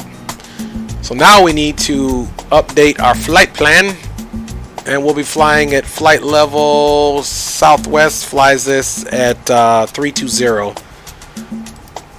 Alright. So now let me redo my flight plan really quick. Sorry, guys, that we didn't have that on board. But that's what we call simulator issues. Alright. 318. We're getting ready to make this happen. We're going from Phoenix back over to LAX, Ontario, still the alternate. We're doing it in a Boeing 738 still. We're doing flight level 32,000 feet. Let's get that extra 1,000 pounds of fuel on there. Let's get the cost index to 45. And yeah, that's what we want right there, guys. So just showing you what I'm doing. This is everything. I'm putting in certain information for my flight to match up with what I want. And we're going to generate this.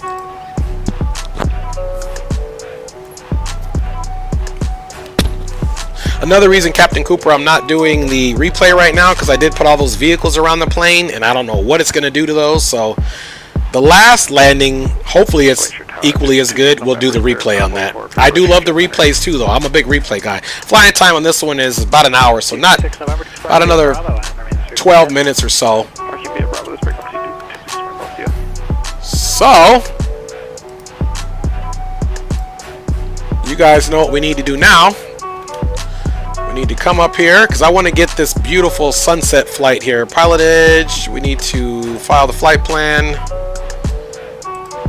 going to LAX. 908 call, radio check. Loud and clear. There you go. 32, Ontario. Yeah, that guy was not playing around. He's like, nope, he didn't care. Whatever. Alright, 738 Phoenix, LAX, Keens 2, Messy, East Hollywood, Hollywood, 32,000 feet, Ontario is the alternate. 1 hour and 1 minute. File it. Give it a couple of seconds, and we're off to LA, I guess. Which was not in the cards, but it is now. Sky Harbor clearance, Southwest 318, IFR to Los Angeles.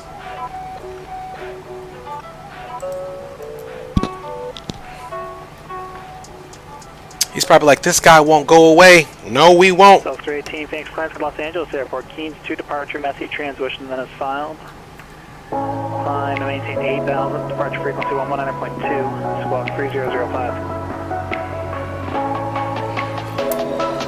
Clear to Los Angeles International Airport, Keens 2, messy transition, climb, maintain 8,000, departure frequencies 19.2, squawking 3005, Southwest 318. Southwest 318, are you correct? Alright, let's go back to the squawk.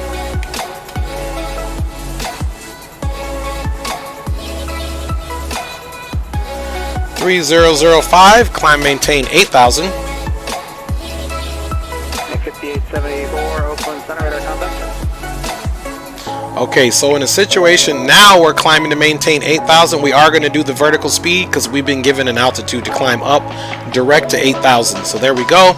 Let's go ahead and make sure the flight plan is all good to go here. 3600 Bravo, no construction, you in Friday Harbor. Report your IFR cancellation in the air on this frequency. We're on the ground within 5 minutes after landing on 122.2. Change to advisory frequencies approved. Let's do this again. We're doing 7 left. The FMS must have just caught up with what we were doing. It was like, wait a minute.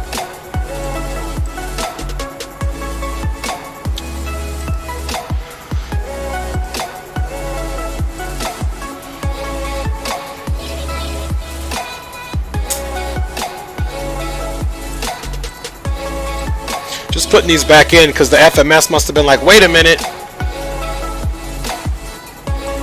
Now it says LAX, so that did make a difference. Hollywood 1 with the East Hollywood transition. And on this one, for the most part, let me check the winds over there, because for the most part, we know we're going on 25 left for the landing. I fly into LAX quite a bit. And the winds are, so we're going to just anticipate ILS 25 left. And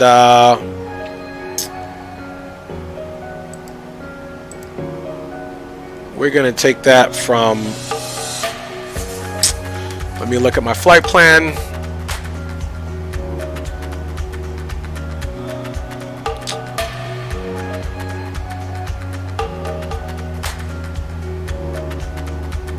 Okay, perfect. Sea view is a part of our arrival, so that's our transition point right there.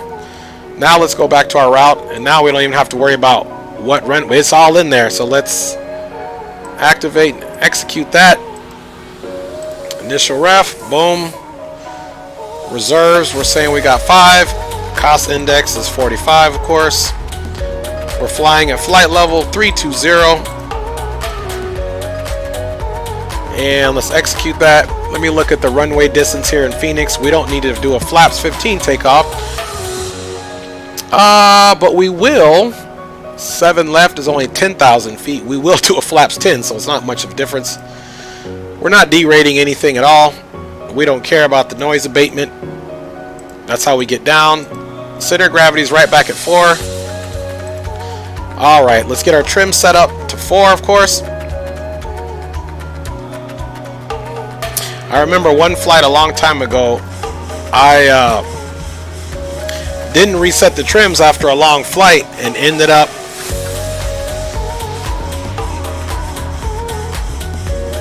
look at those trims are way off.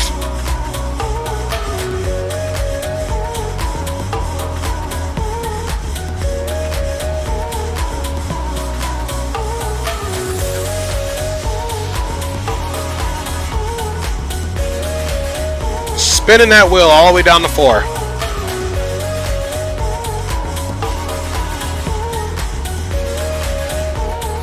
Alright, there you go. Let's go over here now on the checklist. Let's look outside. I think all the loading is done. Alright, you guys can see that the loading is actually complete.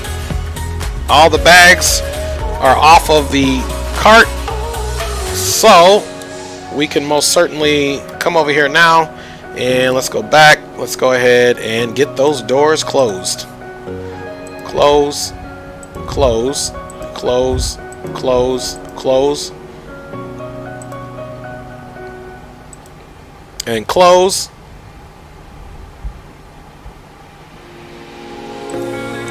Everything there is closed. Let's go ahead and get that APU on. Actually, before we do that, let's do our better pushback.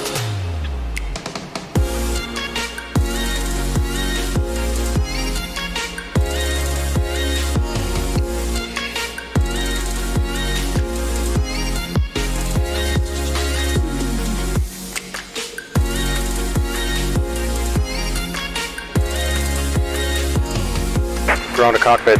Plan acknowledged. Call me through the menu when you are ready. Alright, that's starting up. 1920 Foxtrot at the tower. VFR flight following to Whiskey Victor India, Watsonville, 7,500.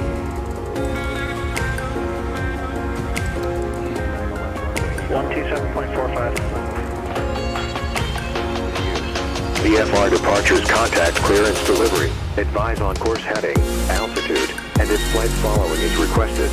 Read back all runway assignments and hold short instructions. Advise on initial contact. You have information Alpha. Alpha still current. Phoenix Sky Harbor International Airport. Agent information Alpha. 2351 Zulu. Ready to taxi with Echo. Alright, 192 is our departure frequency. Got a departure frequency in there. We can get rid of clearance. Our ground is 1322 and our tower frequency is going to be 1209.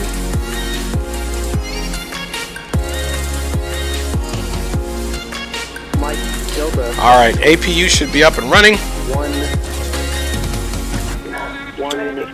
Alright, and we are flying at flight level 320. Let's get this bleed open, and of course the landing elevation is going to be basically 0 in LA. Okay, there we go. Let's get our anti-collision light on and isolation valves on. I think we're pretty much ready to go, guys. Alright, there is our route. So you can see we're going to take up and do basically a turn to the right. So with that being said, we are going to be doing an LNAV, and we're going to do versus, and it's going to be right away at about 2,300 feet climbing. So that is all set up, and the course heading is for runway 7 is actually 80. Well, 80 according to the aircraft. So there you go. So let's get this to 80. And we'll get our speed back to 185. There we go, folks. Doors are closed. Now we can most certainly get rid of all that ground equipment.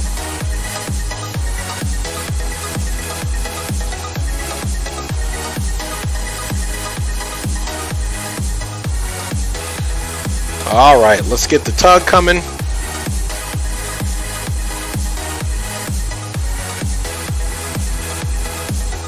Ground to cockpit. Tow is driving up. Alright, tow is driving up. Let's go ahead and check out the checklist and procedures here.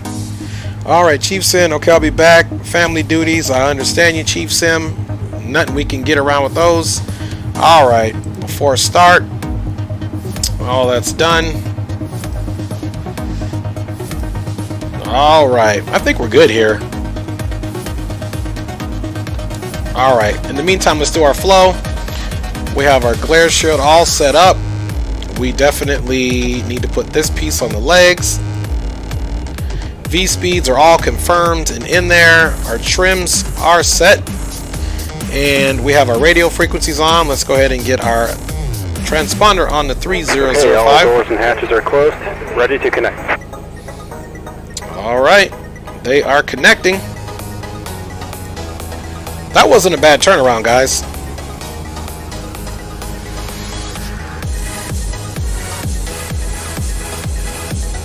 Just getting the first officer side all set up. APU is on, so we can turn our hydraulic pumps on. Again, there's no fuel in the center tank. And we need to get our engine status on.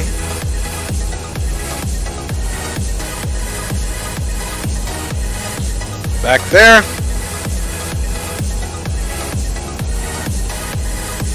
Alright.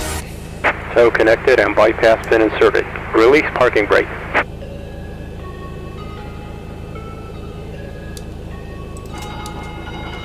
Alright, you'll see the gate pushing back once again.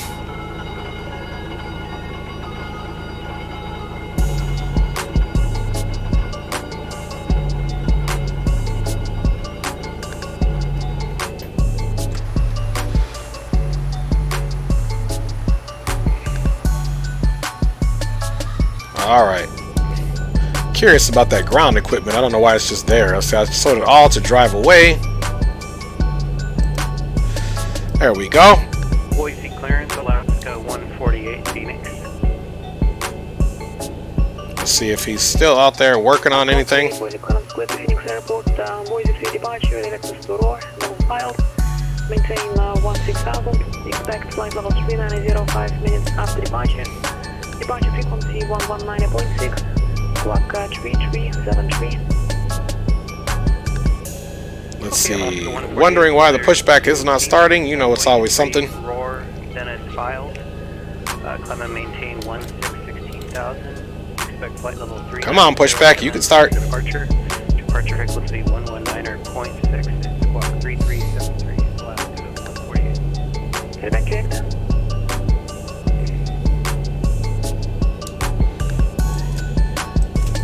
Alright.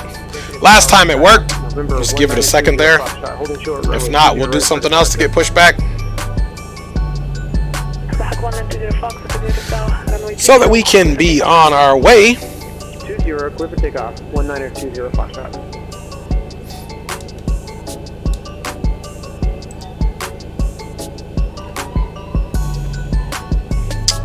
And this is why I don't do replays, because there's always some type of bug that comes into play. But we're not giving up.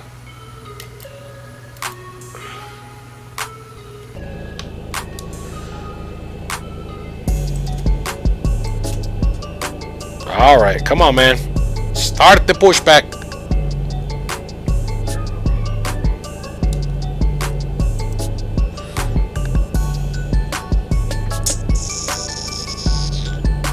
See what he's doing down there.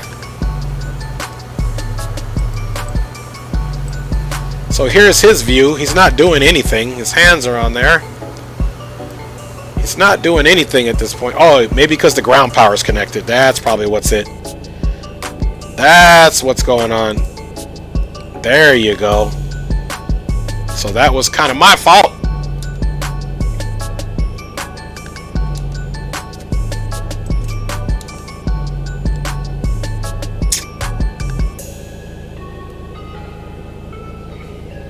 So now there's no ground power out there.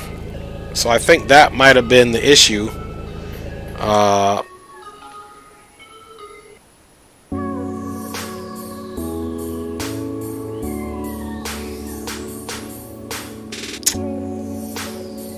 Still no movement.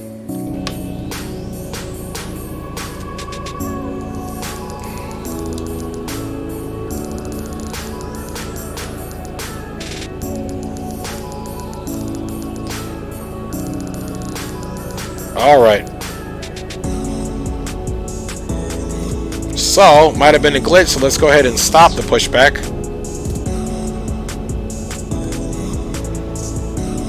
Disconnecting tow. Stand by.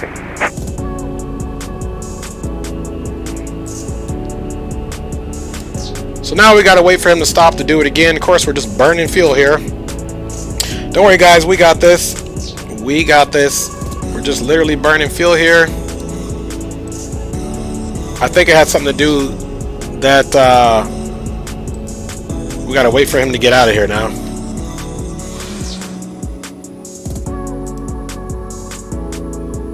Number 20 Foxes, contact NorCal departure.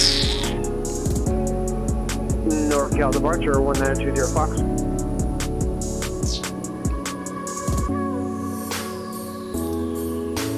NorCal departure, Skyhawk all right. 20 Foxtrot, 2,800.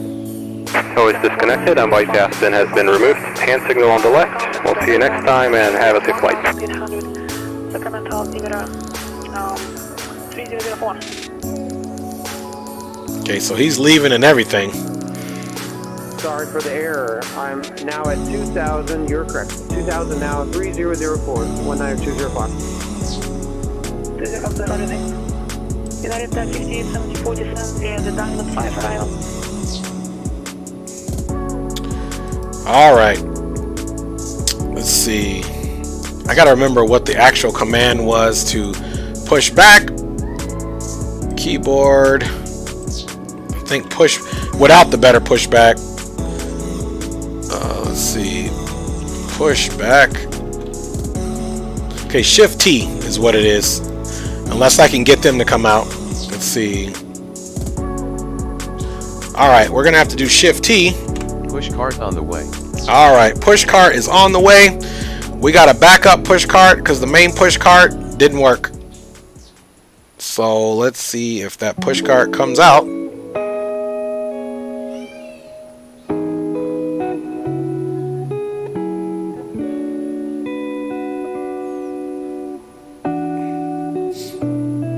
Here we go.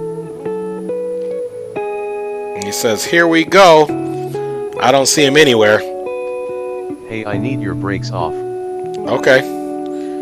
He might be invisible. There we go. Hey, I need your brakes off. Yeah, brakes are off.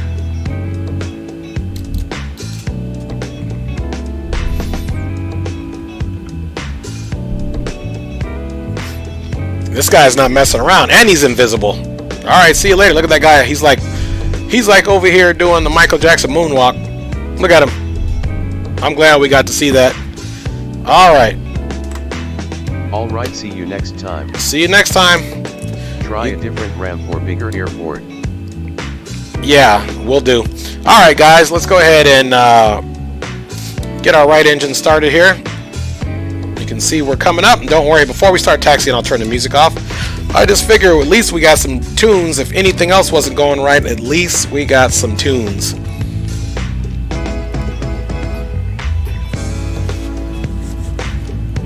All right, almost at 25% there.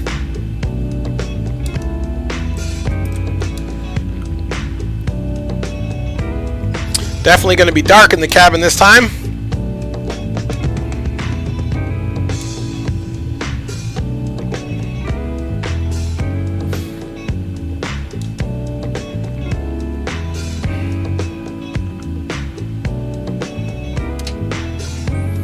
Alright, we'll go ahead and put that on continuous, and we'll start the left engine. IFR to Delta. Alright, we'll probably taxi Delta literally all the way down. Delta, Delta 1, or he's going to give us Echo to Echo 3.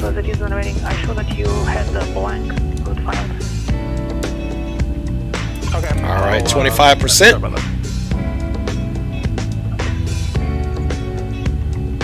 See the left engine's coming up. Ready, tower, Tomahawk, Charlie, Kilo. All right. November, about 5 miles to the west. All right, we do have those flaps coming down. Using that APU power.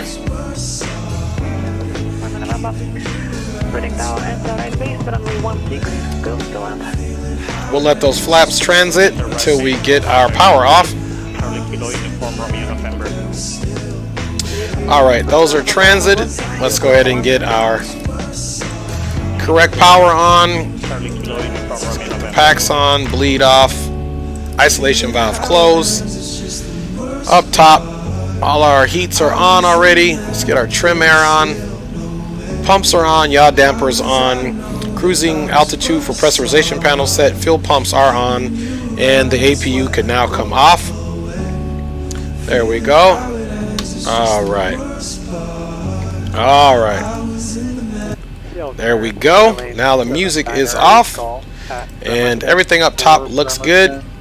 Ground is disconnected. The APU is disconnected. There's nothing on the recall. Flaps are to 10. Brake is to RTO, and we just need to check the ATIS one more time because you know for sure it's changed with all the problems we've been having. Visual approach is in use. ILS runway 7 right and ILS runway 8 approach in use. Simultaneous approaches to parallel runways in use. VFR departures contact clearance delivery. Advise on course heading, altitude, and if flight following is requested. Read back all runway assignments and hold short instructions. Advise on initial impact. You have information Bravo. Okay, Bravo's current. Frequency of 120.4 for departure. Actually, let's look to see if the altimeter's changed. 00 flight 1 Zulu. Windcom. Visibility 10. Sky condition clear. Temperature 21. Dew point -13. Altimeter 3011. Arriving. Okay, so the altimeter did change. 8. Departing runway 7 left. Alright, 3011.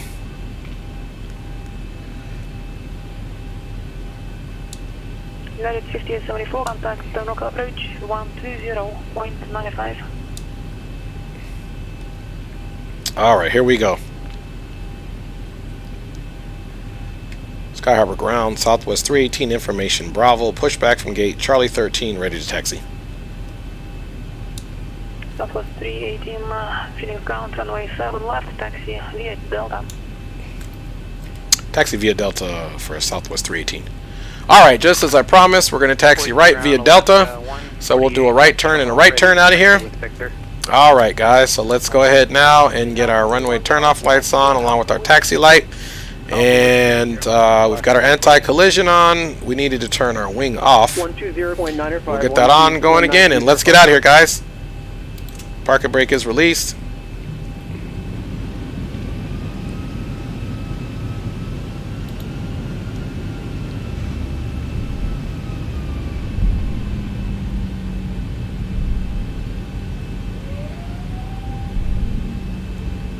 And Center United 5874, flight level 212, descend via the Diamond 5.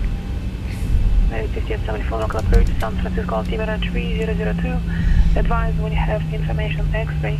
Expect ILS runway 28 right approach. 3002, we do have X-ray and expecting 28 right, United 5874. Alright, so this is Delta. Again, for everybody rejoining the stream, welcome aboard. Southwest Flight 318 was full service to Los Angeles or to Las Vegas. We didn't have some of the information on board because Navigraph didn't correctly update it, so we don't have the appropriate arrivals in there. And Pilotedge sure wasn't trying to help us out. He told us get it, update our Navigraph database, which, as you guys saw, it was. So we are now going to Los Angeles International Airport for the sake of getting the second flight done, because you can't hold us down. Alright, so we're going to go all the way down to Delta 1, which is basically the end of this taxiway, and go from there.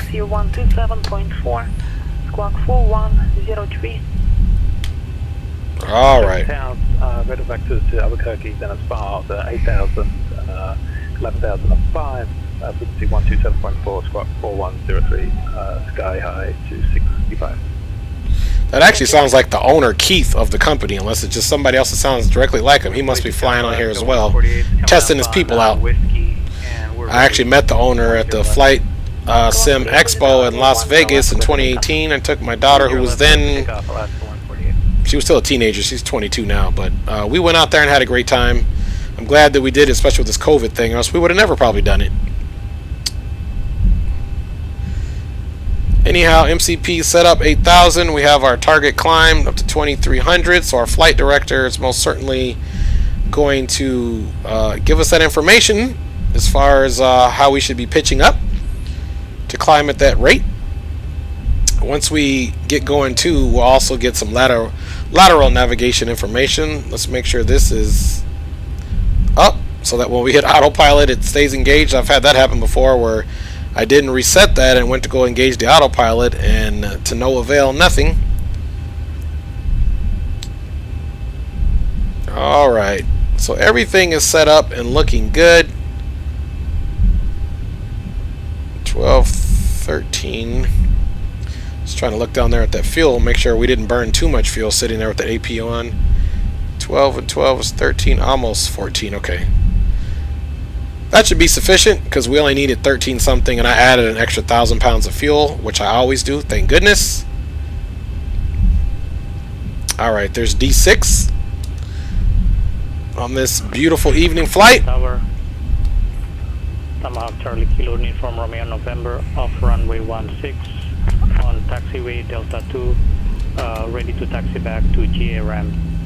Charlie Kilo Uniform Romeo November, taxi parking via Delta 3, cross runway 12 at Delta 3. Charlie Kilo Uniform Romeo November, taxi via Delta 3. Alright, so your flight information now at the top should be reflecting Phoenix to LAX, and the rest should be the same. Got Delta 4 coming up. Delta 3, Charlie Kilo Uniform Romeo November.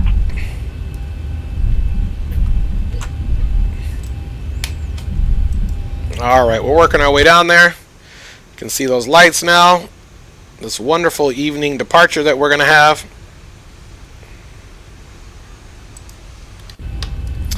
Flaps are set to 10. Alright, Delta 2, and then we've got Delta 1 coming up. So let's slow the roll up slightly. Switch over to tower. And it's 11902. Slow it up just a little bit. Above ground, sky high 265. Ready for taxi from the GA off Foxtrot IFR. Alright, there's Delta 1, little multitasking there.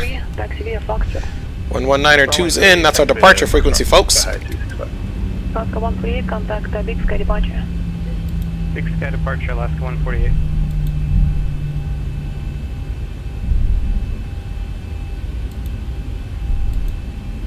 Big Sky departure, Alaska 148, out at 6.6 for 16,000 via the Boise 3.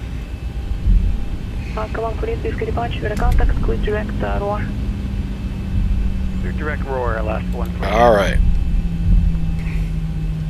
Come to a nice little stop. Parking brake is set. Now, one thing that we do need to do is, again,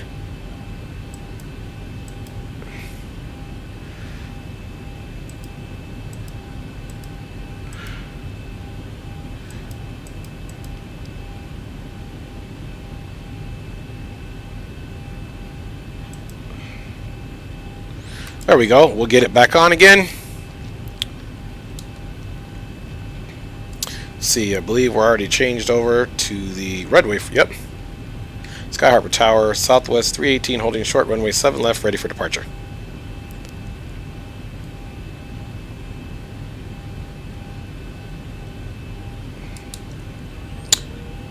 Let's see. Southwest 318, Phoenix Tower, runway 7 left, clear for takeoff. 7 left, clear for takeoff, Southwest 318. Alright guys, let us make this happen. There goes the lights. Let's get the strobes on. And of course, we need to get the cabin crew ready. Alright, all lights are looking good up top. Ignitions are to auto. And cabin is secured. Alright, well, you better hope we have a good flight. You're on it. Alright. Gonna just start that chronometer now. Approach, get our auto throttle on. 74, 10-2 descending via the Diamond 5. 950 at 74 local approach, clear ILS, runway 28 right approach. Cleared ILS 28 right, United 5874. Finals clear, of course. 148, contact Salt Lake Center 133.25. 133.25 for Alaska 148.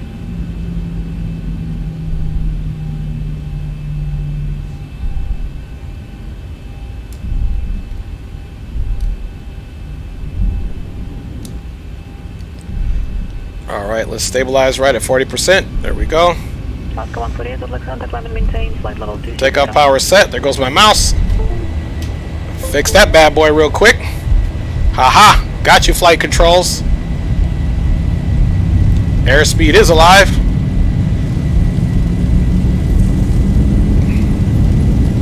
At 80 knots.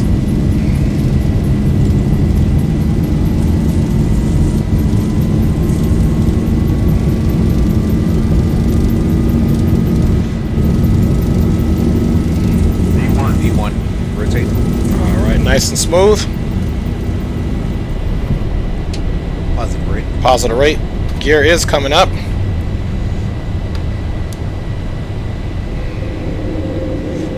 Alright, now we got autopilot. We can get on that pretty quick, guys. 400. Alright, autopilot is engaged. We got our climb to 8,000. Alright. Going to flaps 5, of course. Let's go ahead and get the, leave the landing lights on. We'll turn runway turn off and taxi off.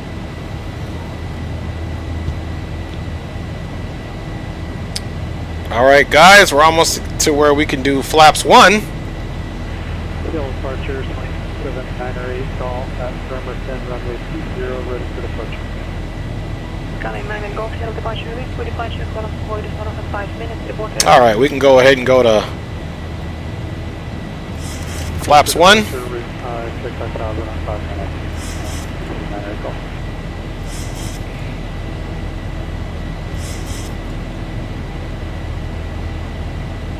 Southwest 318, copy departure. Over to departure, Southwest 318. Sky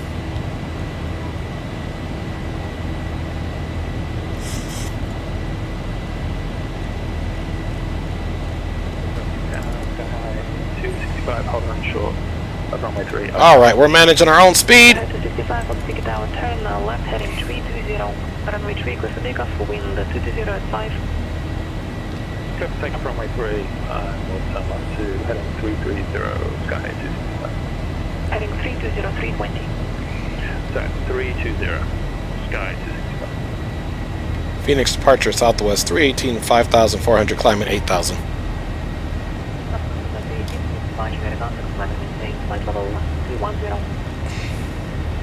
Up to flight level 210, Southwest 318. Alright, flaps all the way up course. Still departure Skyline 798 Golf 1000 climbing. And we can go all the way up to 210. Skyline 279 Golf, shuttle departure, IDA.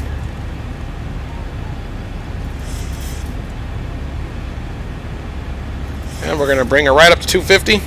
So you'll hear those engines kicking up a little bit. Contact 1 mile southwest of Bremerton, altimeter 3005. Advise we have the weather and approach request.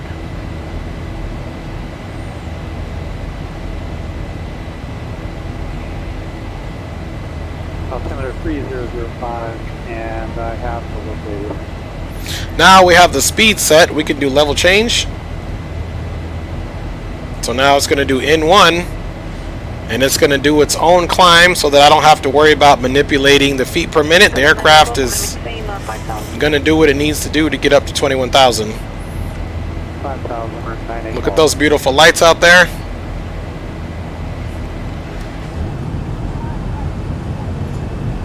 Go back and see that turn that the passengers would see.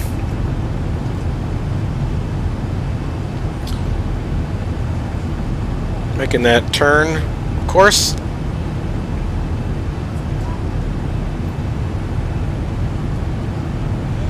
Alright. There we go. See all those red lights? People in traffic down there. Better them than me. Alright, we are above 10,000, so let's go ahead and increase that speed to 280. You're going to see the aircraft probably pitch down a little bit to catch that speed. And of course, we can also turn the landing lights fully off now. All lights are off and clean. The rejected takeoff. And let's put the gear handle to the off position.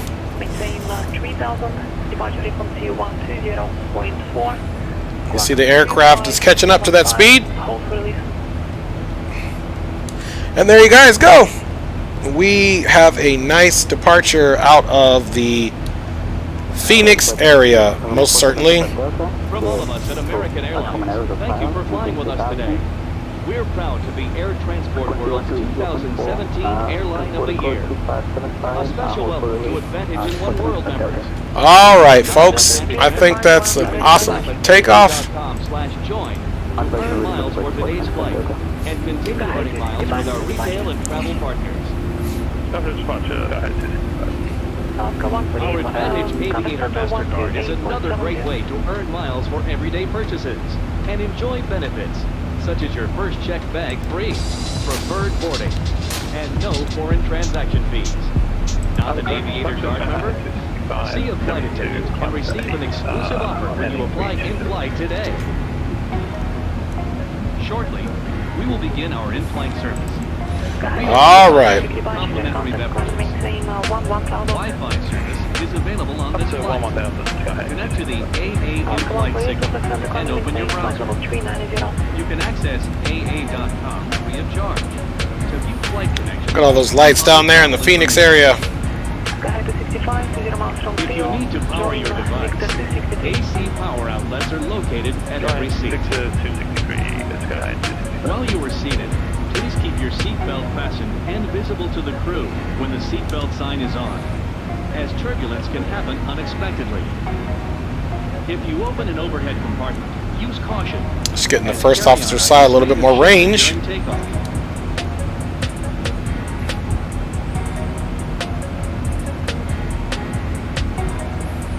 Just waiting for that altimeter, or the 18,000 feet mark, so we can go right into the standard altimeter.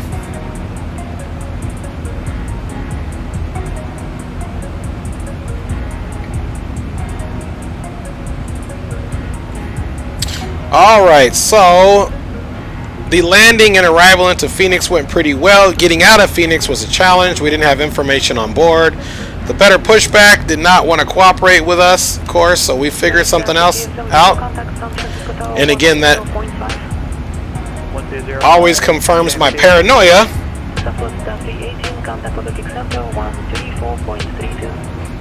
Albuquerque Center, 3432, Southwest 318. Alright, 3432 in the house. San Francisco Tower, United States 74 outside Axel. United States 74 San Francisco Tower, runway 28 right, clear to land.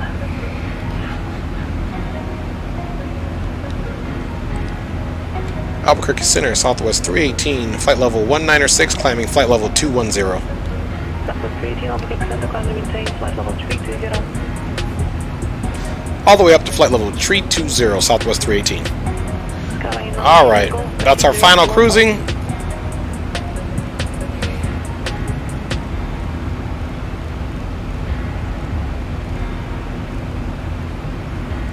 Alright, we do have our final cruising altitude. Now let's come down here and just see what our trusty dusty it would have us if it was up to the aircraft by itself to be climbing us at 295, 243. What are we climbing at now? 280. So we can go ahead now safely and put it in the vertical nav speed. Now the vertical navigation is going to take over because we have done such a great job to get us up this high.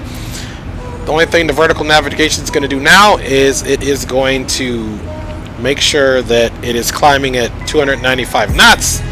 Then of course we'll go all the way up to flight level 320. You can see the vertical speed indicators going back up. And yeah, it's a good time here.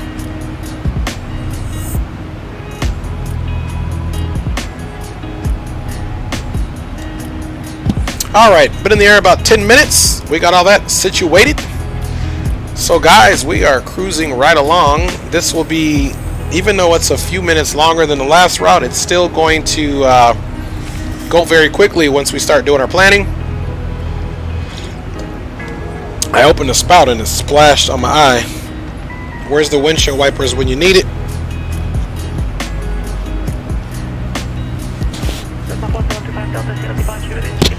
Alright guys, I really have enjoyed hanging out with you guys this evening. I hope you guys feel the same. Because you guys are stuck looking at this mug while you're watching the plane. So if you need a drink, some alcohol in there, then get it. Because we are on our way over to Los Angeles. And from this point now in the air, we've been about 10 minutes. So we should have about another 51 minutes or so to go. We're definitely going to do a replay there. The caveat would be hopefully it's light enough to see the replay since we're getting there dark. Trust me, I love the replays too, but what I don't love is a simulator crash in the middle of my stream for you guys. That's why I'm so paranoid about doing replays on the first one, unless I know specifically with certain aircraft that it won't do that. The Zebo has done some funny stuff before where I get out of a replay and it's, I don't know if the logic doesn't catch up with the replay being done, but it has some inertia when the replay is over, and it's usually at the gate and it crashes right into the building, and then that's it. So I've literally had that done, especially with this aircraft, so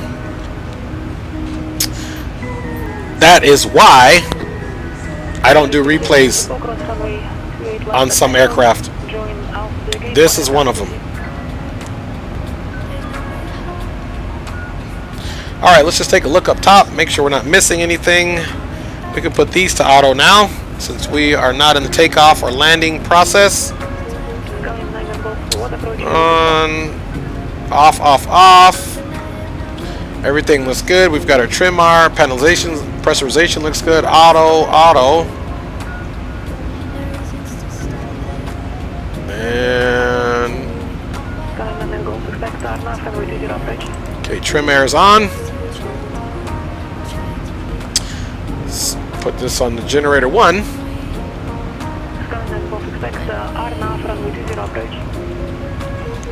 Yeah, we're doing good, guys. Sometimes we get it right. Sometimes, not all the time. We've got roughly about 20 nautical miles to go until our top of climb. Roughly.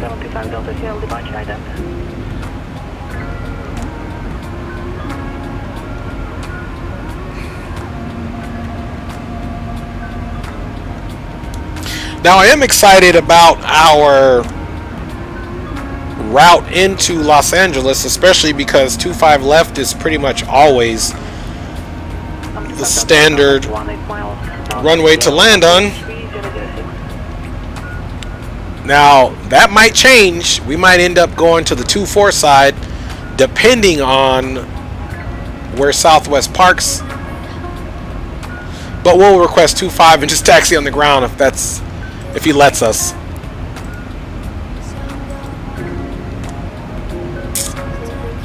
Let's see, Southwest. Okay, this aircraft parks at gate 15.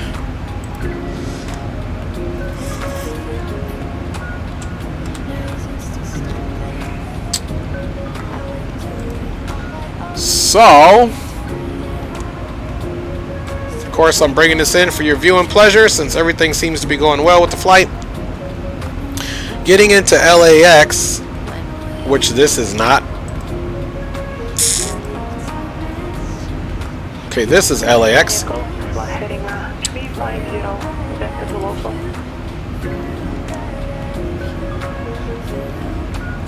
So, there is a strong possibility that we won't be coming on runway 25 left. It might be 24 right because gate 15 is over here. But if it's not and we get off, we just taxi around. So we'll see what we get. But it is over here. Gate 15 is right over here. And that's the gate we're supposed to land at. Let me put a 1-5 in a big circle around that. See if that's actually what happens. Now we are arriving on the Hollywood 1.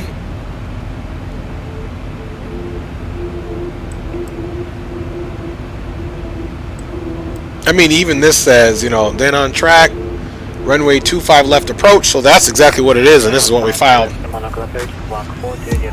So this is not even for runway 24, so we can just be happy with this. As we go. It doesn't mention anything else about any other runway. Then on track, then on track, then on boom, boom, boom. Expect ILS or RNAV, runway 25 left approach. So there you go. We're coming from East Hollywood. Coming right up here to Medler, which is kind of the central fix to join all of the different avenues in which you can come in on this approach. Then from Medler, you go direct Monroe, below flight level 320 at Hollywood, so on and so forth. And here's our transition point, and then we'll go right into the approach. So I did already check the wind in LA. The winds are out of the west as usual at 260 degrees. So let's see, Hollywood, 32,000 or below. That's correct.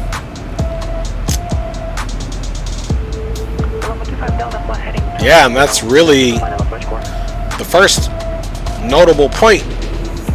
Then we have Bruin, should be between flight level 300 and 240. That's correct, at 280. Okay, so looks like she has all the data in there. Day 17,000 above. What up? This should be 15,000 above. 240, and it's got the speed lower. Sea view is at 270. So that's funny. These speeds are all 240 or 280. So we got to change that because we don't want the aircraft to slow down and then speed up.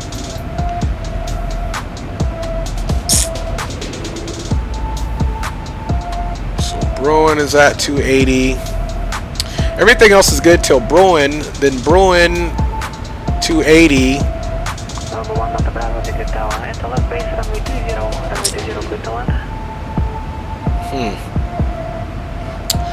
So let me try something here. We're gonna do.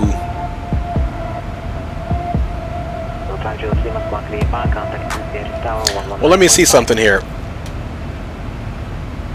270 at sea view.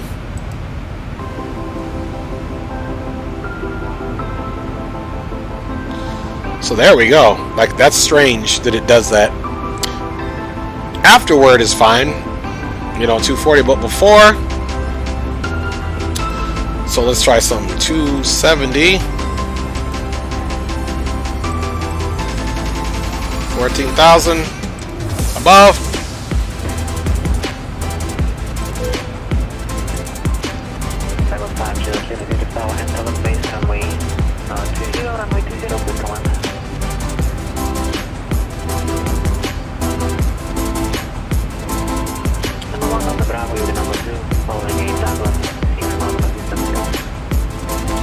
Okay, 0.780, 0.780.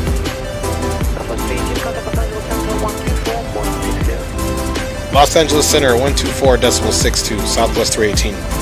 All right, 2462.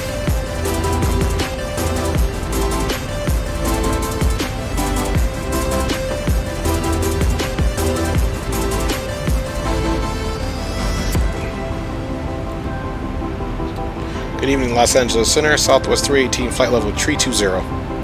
Southwest 318, LA Center. All right. So I think as far as this is concerned, we fixed it. 280 at Bruin.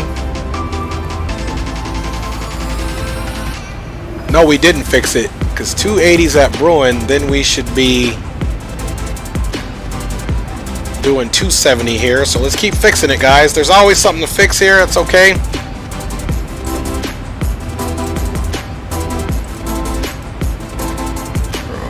B, flight level 190 above.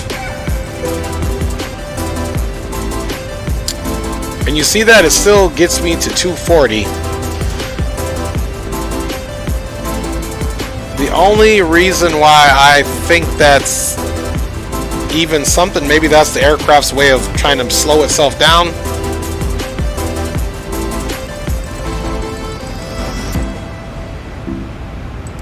Anyway, we'll monitor that.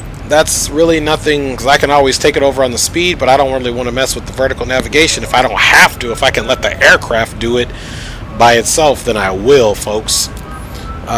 So there you go. 20 minutes into it, guys. We got about 35-40 minutes left. Let's look at our top of descent information here. So top of descent is in 111 nautical miles. Current time right now is 0139 Zulu. So until our top of descent, we roughly have, not bad at all, guys, 14 minutes until we start descending into that area. Let's see here. Captain Cooper's asking, if you wanted to be a pilot, what plane would you like to fly? Honestly, if I were to be a pilot, believe it or not, I would prefer flying regional aircraft, CRJs, you know, all the way up as high as they go, 1,000, 700, 900, 200. I like Embraers. I like the I don't know that I could choose one specifically, Captain Cooper. It would be between the E145, 175, and the CRJ series. I like regional airliners, although I do also enjoy the long haul, but for more activity on the up and down, which is also more high risk, I would be a regional pilot. Plus, usually with those, sometimes you get to go home. Long hauls, longer flights, you don't. So that would be my choice, but at my age, I would never fly commercially as a pilot. I would just get, you know, private pilot's license and hopefully either get part of a flying club to mitigate costs so that I could fly, or who knows, wink wink, businesses do well, you know, I could potentially buy my own aircraft to do that, just to fly us around, but that would be it. I'm too happy being married and staying at home for most of the time. So had I been younger than I am now, I probably would consider being a pilot, but I'm already in my 4th decade. I'm very blessed in the things that I've been able to do in my life. So, you know, this may just be a hobby. I may just be a simmer and get my private pilot's license just to have it. Hopefully one day. I'm still very young to do that. I still have a, hopefully, God willing, blesses me with a lot of life ahead, so that there's other fun stuff I could do. Flying commercially is probably out for me, though, especially in this COVID environment. I'm pretty sure the jobs are even scarce there. So, and if they're not scarce, they're definitely not as accessible as they used to be, for sure. Thank you for asking that. How about yourself, Captain Cooper? What plane would you fly if you had your private pilot's license? And do you have your private pilot's license? Is another question. So if you want to put that in the chat, we can talk about that. Alright guys, we are doing good. I'm definitely going to get my grub on after this. I'm glad I did the stream much earlier. Here, California time, it is only 5:42 Pacific Standard Time, which makes it 8:42 on the East Coast. This probably will be my Monday flight time. If I can get it in, I'll start the flight right around 3 p.m. Pacific Standard Time. For everybody else around the world, if it's late, early, or in the middle of the day, I'm sorry. But hopefully you can catch the streams. Good thing YouTube records them right to the channel, so you can check that out. And look at the sun just steadily going down, folks. Steadily going down. So we're not doing half bad here. There's that top of descent right up in there.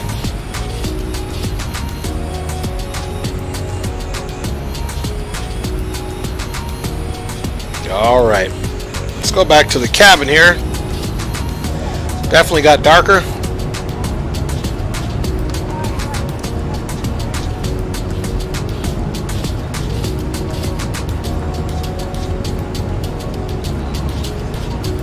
Not much to see, guys.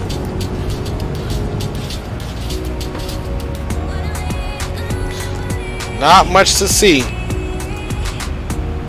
All right, so I think we pretty much have done a good job on planning. Let's go ahead and put in the ATIS for our Hollywood 1 arrival.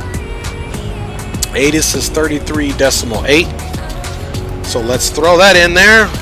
33.8.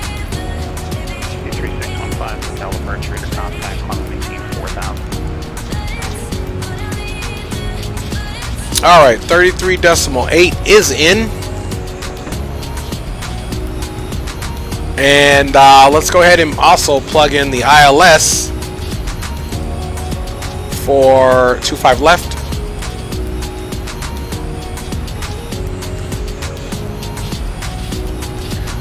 Alright, ILS for 25 left is 1099, approach course 251. So 1099.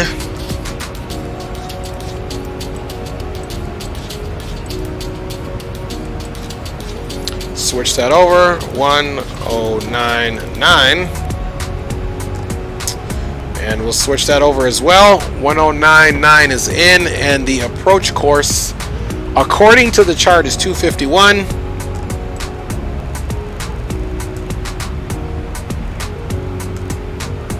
.251 is on that side.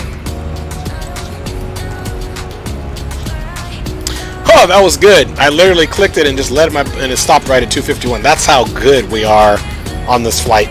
Just kidding. We don't want to get too cocky. It might not have a great landing. 175 cross Judith at maintain level 250. Cross Judith at maintain 250.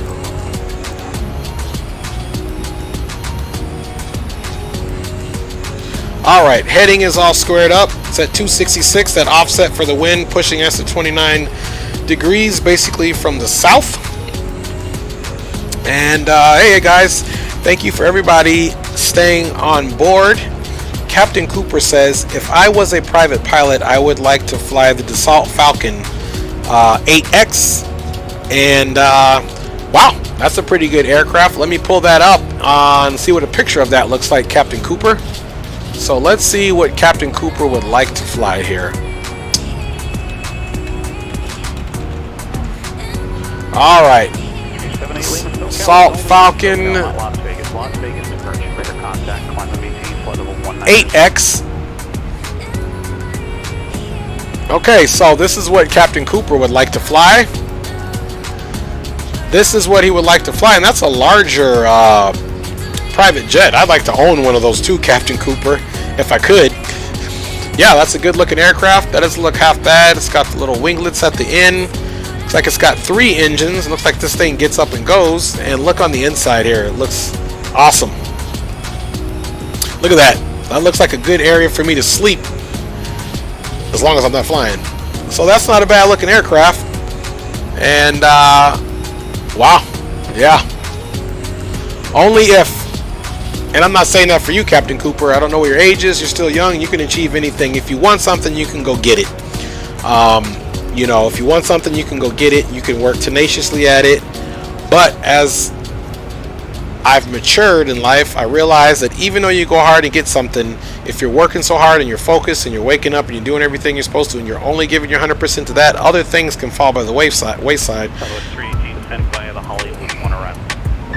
Sent via the Hollywood 1 arrival, Southwest 318. For 212, stay approach. So I would just say, do all of that in life. If you're younger, my advice would be keep your eye on the prize, but there are sometimes it's more than one prize. Not just being successful at work, not just being successful at home, not being just successful with your children. Obviously, if you're a spiritual person, you want to keep God at your center, or whatever your belief system is. And just remember, there's other stuff to focus on as you get older. If you're a single person, you put everything into your business, that's one thing. You know, if you have other obligations or family or whatever it is, you just got to balance those out. So that's my recommendation and advice, and underlining all that is, yes, I support you in that. Go get it. Be hungry. I want to know what approach you want to fly in. Uh-oh. Somebody's not listening. Glad it's not me. I know the heading I gave you. I'm asking you what approach. Okay, so let's look and see what the bottom of our descent sea views at the bottom, and it's at 12,000. So now with that, we need to put in our MCP 12,000 so the aircraft will start descending on its own. That's why I love vertical navigation. Although I do fly quite a bit of aircraft that don't have vertical navigation, and we got to do it. It just means you have to stay more involved with the aircraft. There's 12,000 set in the MCP. You guys know how I like to do it. Okay, so I believe 1338 was the actual, yep, that's the ATIS. And the tower, let's see here, we're landing west, so south, so we're on the south complex. So the tower frequency should be 120.9 or 5. 2012 air radar service terminated, connect Bakersfield Tower 118.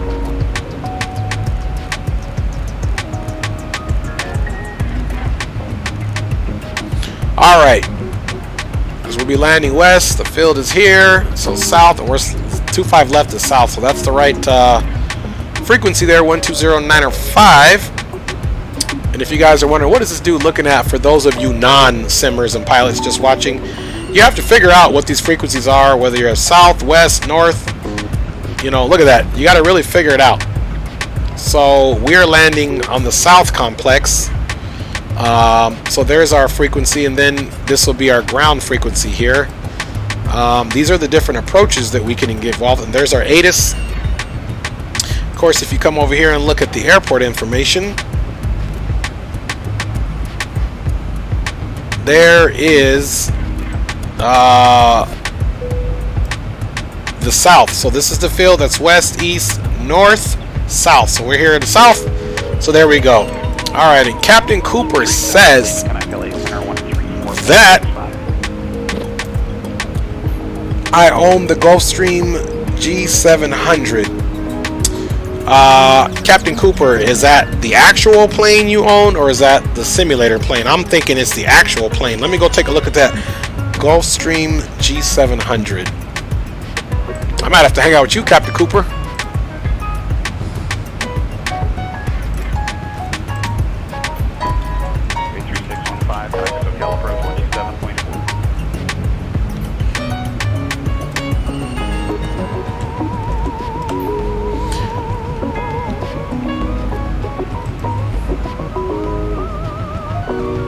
Wow, it's pretty amazing. Captain Cooper is saying he owns this aircraft. Like I said, I need to hang out with him.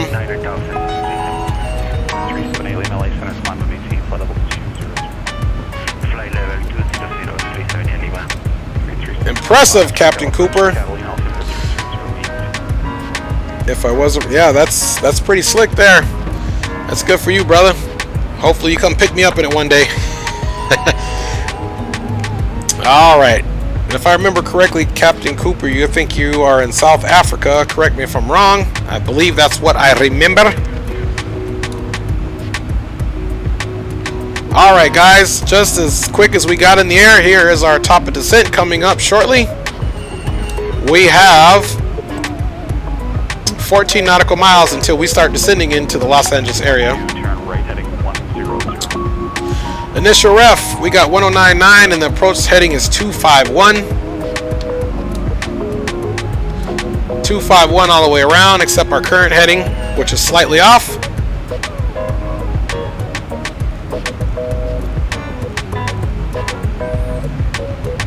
Alright, it's pretty much a straight shot into the Los Angeles area. Alright. Let's get some.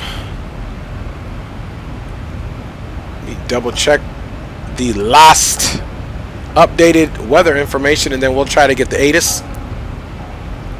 Winds are still at 10 knots out of the west at 280, so that's still not bad. Altimeter is 3006.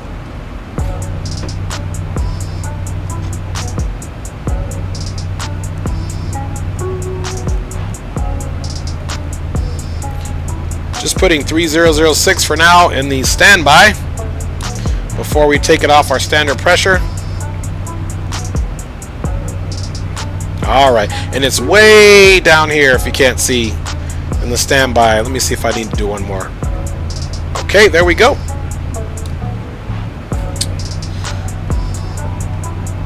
And let's go ahead and decrease that first officer's range there. Getting ready to come up on top of descent. We've set 12,000 in the MCP for our target altitude. All right, folks. Captain, it's the plane that I have in real life. He's laughing. All right. Well, Captain Cooper, you're one of my heroes. Good for you, brother. Good for you, Captain Cooper. Number 212, turn right heading 170. All right. See if we can ear hustle a little bit on that ATIS, which was 1338. Alpha approach, be aware, Bravo approach. Got to kind of be cautious how we do this so I can hear everything. Are you sure about that? Assignments and hope short instructions. Advise on initial contact. You have information. Whiskey.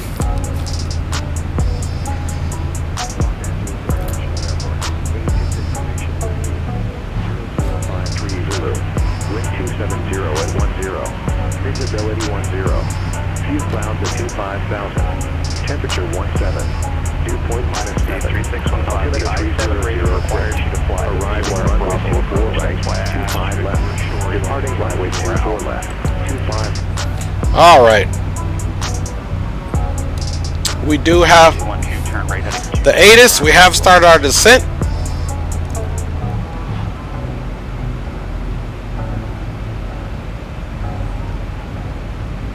All right, straight shot. We are headed to the coast. 212 heading 220 to intercept the local. Over wonderful Southern California. All those pretty lights. 15 across the Santa Catalina viewer at or above 3,400 cleared VOR Bravo approach.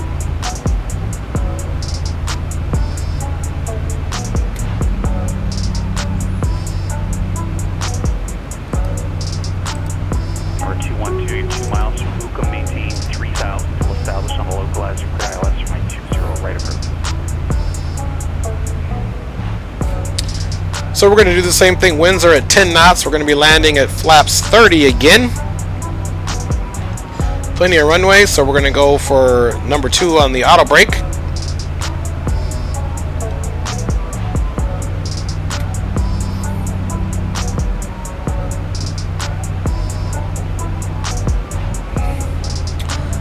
All right, and let me read the latest and greatest on our approach here. 360, contact LA Center 124.62.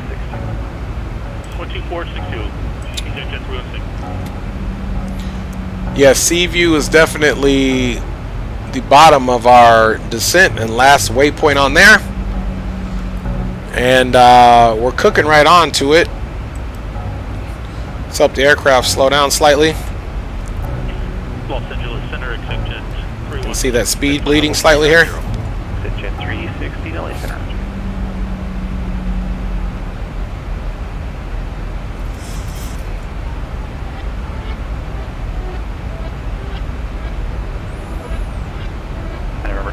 You've flown right through the localizer now. It's going to be a non-passing grade for the I-1. Oh, and he was taking his test. Bummer. I did all those tests. All right.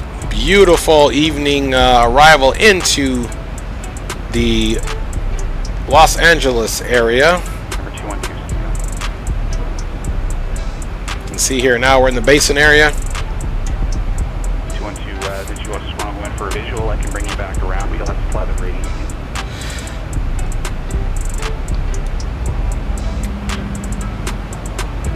Let's see what we got out here. Oh yeah, you'll have to press the OBS button on the GPS and switch it over to the localizer. Not sure exactly where that is on the stem. Well, I'm not sure what avionics you have though.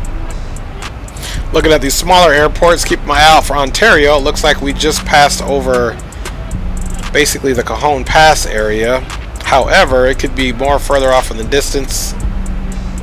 Or 2 inch.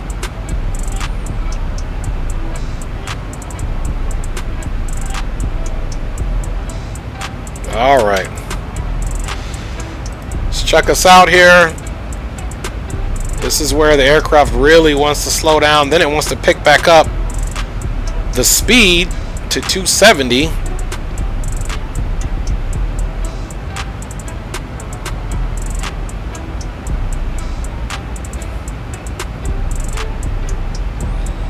So we're gonna essentially keep our own speed here. And if you see that, we're descending right at 2,000 feet per minute, and it's right there at the sea view mark.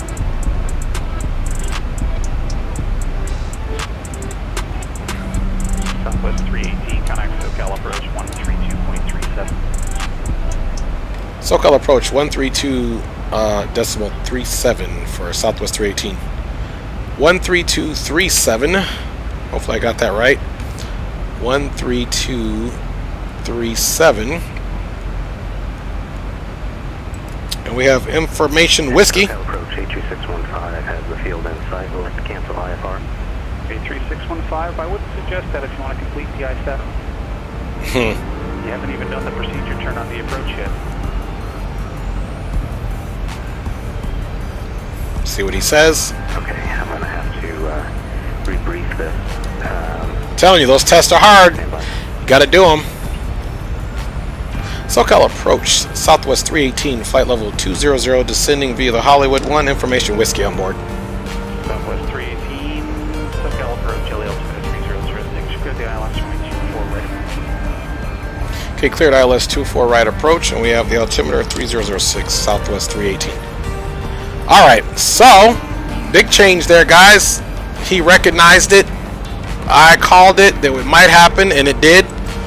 So now we need to come over here, go to our departure and our arrival, and we need to go say we're doing 24 right. Sea view, execute it. Let's go legs. Boom. We're not missing a beat, guys. Now we're going to come back up here, put it right back into lateral navigation. And altimeter is 3006. Let's make that happen. And we just need to change our approach courses. We did it just that quick, guys. Ready on the fly. We cannot be messed with here. Alright, approach for 24 right.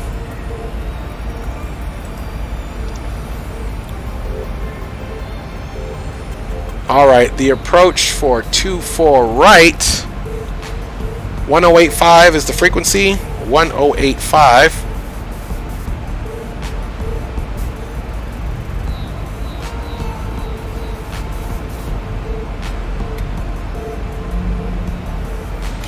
So let us delete this one.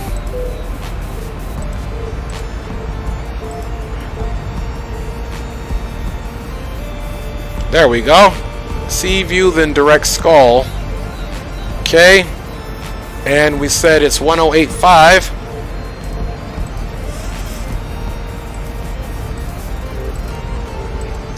.1085, 1085. Alright, we switched it up. 1085, 1085. Approach course is still the same, folks. Look at that. We caught it. We can't be stopped.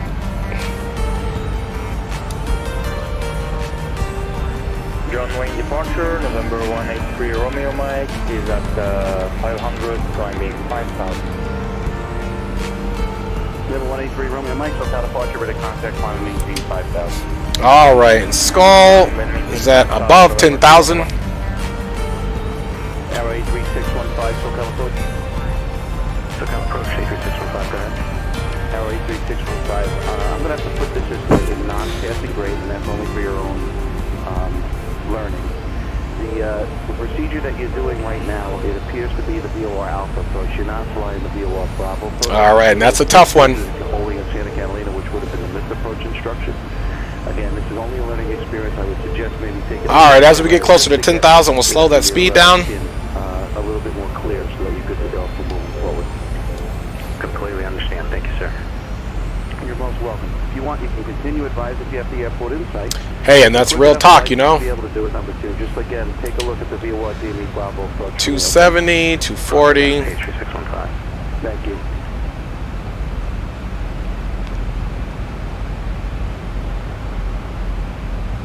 6,000 above. Jets. Let's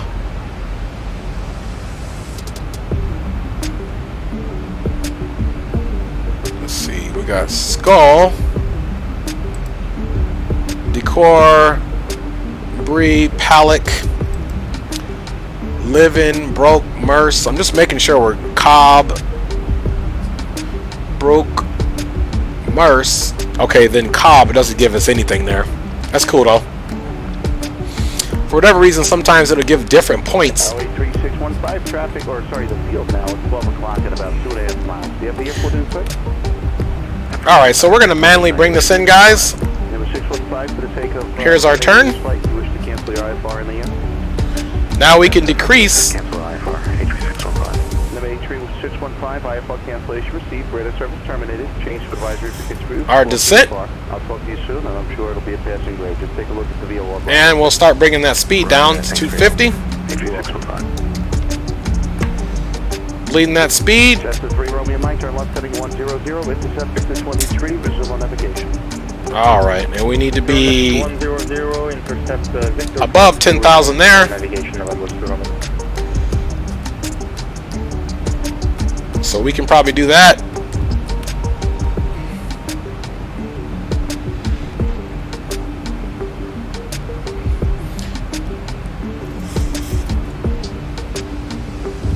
There we go. I'm just keeping that profile. We'll get it to where it makes sense, but we need to pass Skull at 10,000 or above.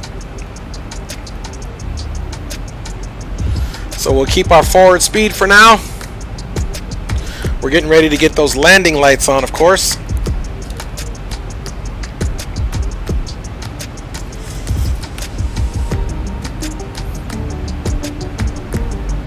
All right, what a day of flying we've had.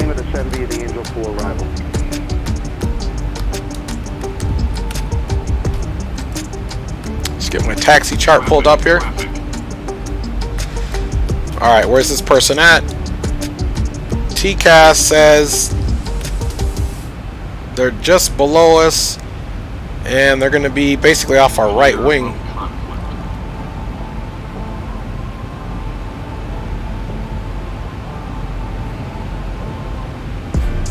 Alright, says clear conflict, but that was a close one, folks.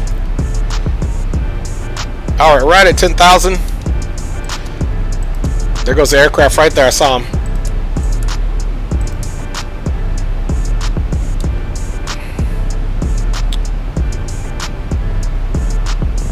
Saw his lights flashing over there. Probably blew past us already. Alright, no factor. Alright, now we can start making these marks. Should be at 8,000 right there. 7,000 right there. That makes sense. Let's keep that going. Of course, we need to square up our heading just to be on the safe side, and let's reduce that speed to 230. Let's set our landing information up here. We are doing flaps 30. 155 is basically going to be our approach speed. ILS course 251, 108.5, 108.5, 108.5.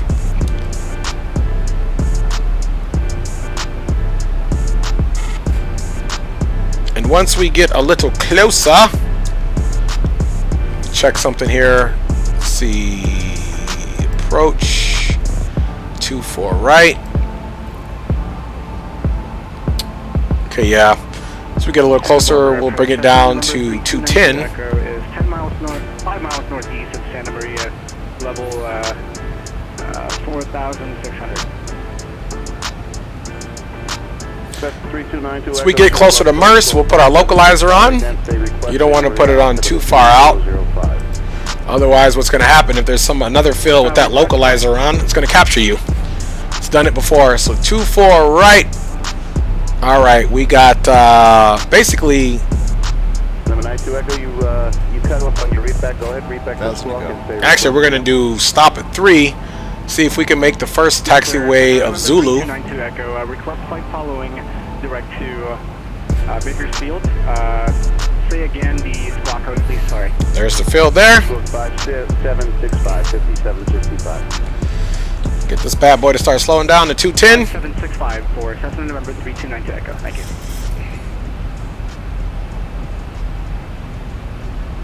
Number 378 Lima, say attention.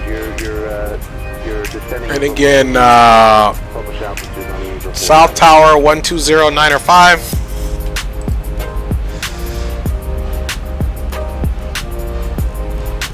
Let's get our frequency set up. Alright guys, it's getting real. Let's cut this music off. Alright, here we are. 378 Lima, I'm not sure what you're talking about. Alright, Tower 1209 or 5. And ground, South Complex 12175. Level 200, which means you'd cross Angel at flight level 200 and then descend via the arrival. Where are you getting the 18 from? Alright, it is ground is 1209 or 5. So that's the ground. Yeah, just follow the published altitudes on the chart, please. Oh, I'm sorry. Ground is 12175. Thank you. Southwest 318, contact SoCal approach 128.5. Good day. SoCal approach 128.5. Good day to you, Southwest 318. Number 183 Romeo Mike, traffic 10 o'clock and 3 miles southbound. Altitude indicates 4,100. You have additional traffic at your 2 o'clock and a mile and a half eastbound along the shoreline. Radar indicates about 5,500, both via flood types unknown. Alright, so we need to drop some speed here. I got traffic at 10 o'clock, November 2 Romeo Mike. Number 3292 Echo, radar contact 8 northeast of Santa Maria, 5,500, altimeter 3005. Let's see, we need that to be about 2200. Thank you. Number 378 Lima, maintain, disregard contact Los Angeles on a 126.35, 2635. Alright, let's throw on some flaps, bleed that speed. Alright, let's go down here. 2 o'clock, November 2 Romeo. Romeo Mike, thanks. SoCal approach, Southwest 318, 6,300, descending via the ILS 24 right approach. Southwest 318 approach, altimeter 3007. 3007 on the altimeter, Southwest 318. Alright, so 3007. Just one click over. And now, let's go back. Alright. Alaska 148, LA Center, good evening. Number 3292 Echo, contact Los Angeles Center 135.5. 135.5 for Cessna November 3292 Echo. Thanks, for. Alright. And let's hit that localizer, hit that approach.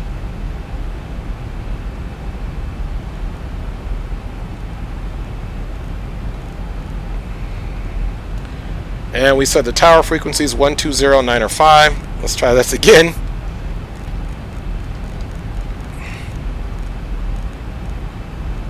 Alright. It's tower frequency 1209 or 5.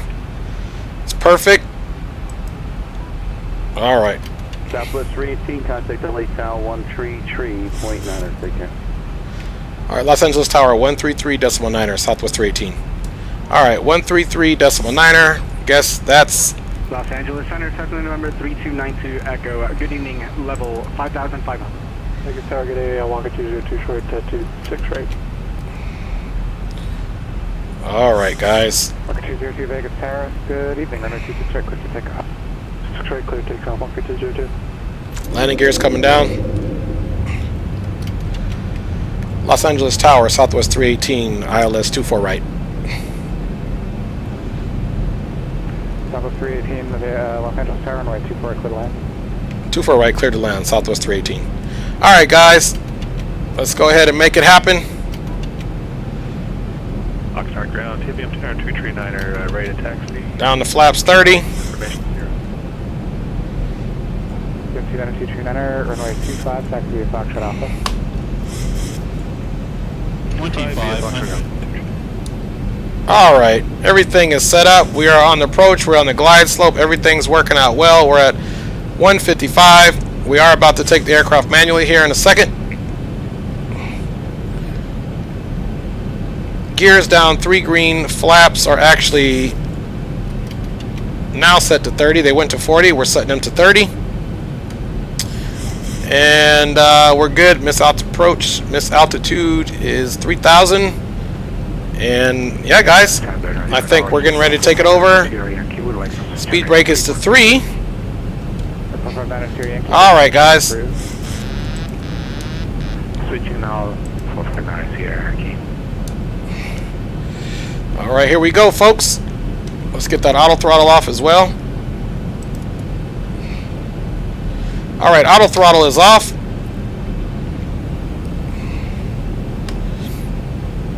And we are on our way in to LAX, runway 24 right. Proved us wrong. We thought it was 25 left, but I figured because of where Southwest parks, they knew to put us over there. Keeping that speed right around 155, guys. Request flight following in direction east to Fullerton via Zulu. Speed's looking copacetic. 02, contact departure. Departure Walker 202. November 24, Quebec. Keeping that speed right around 153. You said you're requesting flight following to the east. Okay, 1,000. Do you have an intended destination? Yeah, I did the east to Fullerton. Up on the speed, we're at 900 feet above now. November 24, Quebec on departure. Proceed on course at or below 2,500. Departure frequency 134.2, squawk 360 tree.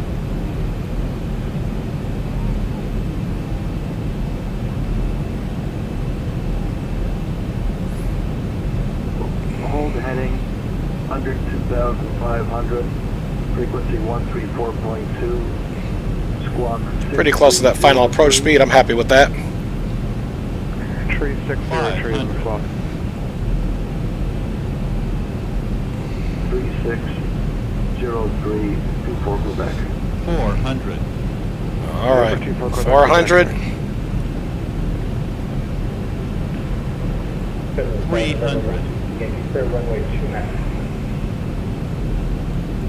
Rover 122 Yankee taxi departure. 200. This frequency. Frequency, exit Alpha 128. 100. Think rate. Flight slow. 50. 40. 30. 20. 10. All right, great landing. All right, reversers are on. 29239 Oxnard Tower, runway 25, clear for takeoff. 5 clear for takeoff, 80 knots. All right, 80 knots. That's where you need that first off. Reverse free. We're back ground. Skyhawk 24 Quebec. All right, come on, my controls. I got to get new controls over here, man. I'm telling you. November 24 Quebec, Burbank ground, runway 8, taxi via Delta.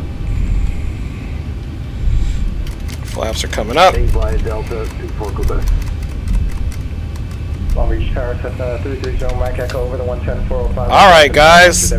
Here we are. Not a bad landing. Great landing. 1 butter, 1 great for the day. 30 Mike Echo. Long Beach Tower, enter left down under 26 left, report midfield. And we are on Alpha Alpha.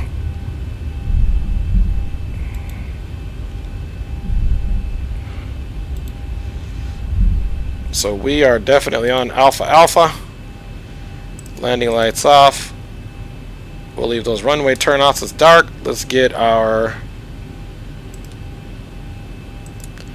APU on. 29229, contact departure. Departure, 229, good day. 318, cross runway 24 left at Alpha Alpha, taxi departing via Echo Kilo Delta, monitor ground. Cross runway 24 left, Alpha Alpha, taxi Echo Kilo Delta, monitor ground for Southwest 318. All right. So Alpha Alpha, then Echo, will be the primary taxi in.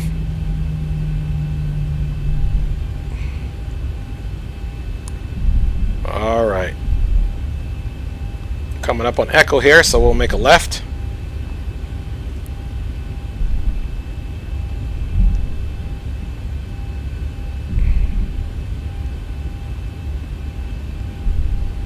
Again, everybody, welcome it in to Los Angeles International Airport. 2 pretty decent flights. Trouble with our turnaround in Phoenix. Nothing on board for Las Vegas. And then our little pushback issue that we had. No big deal.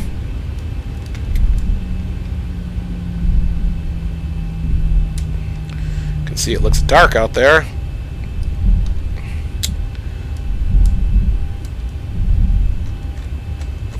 Don't know why we're sitting so close. Let's make sure that APU is on.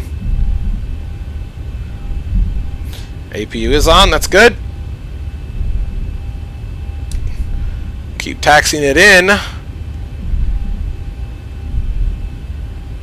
Okay, Echo. He said Kilo, but we don't need Kilo. We're just going to stay Echo all the way down to our stand in gate 15. Burbank. Burbank Tower, Scott 24 Quebec, holding short at runway 08, ready for takeoff. Number 24 Quebec, Burbank Tower, runway 8, clear for takeoff. Okay, gate 15 is like the second one in. We got a ways to go, folks.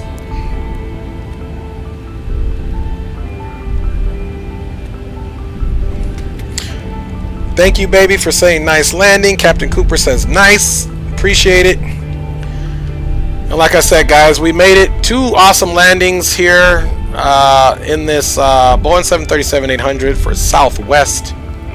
We're going to continue on Echo.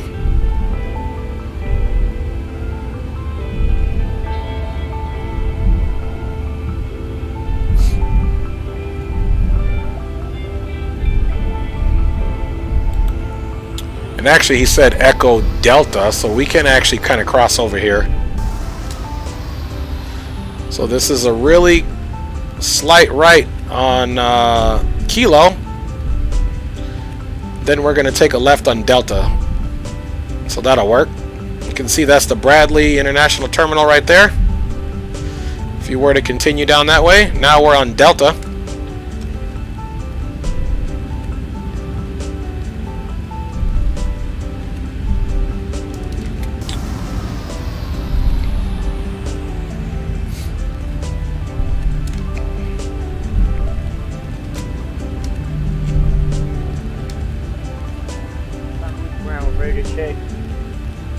Clear.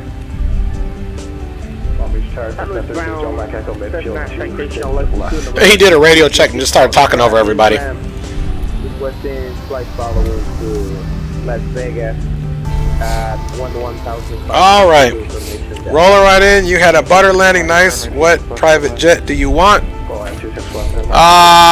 If I was going to get a private jet, that's a good question, Captain Cooper. I like the Hawker 4000. That's a really nice jet. That's a good question. 124.15, confirm aircraft type.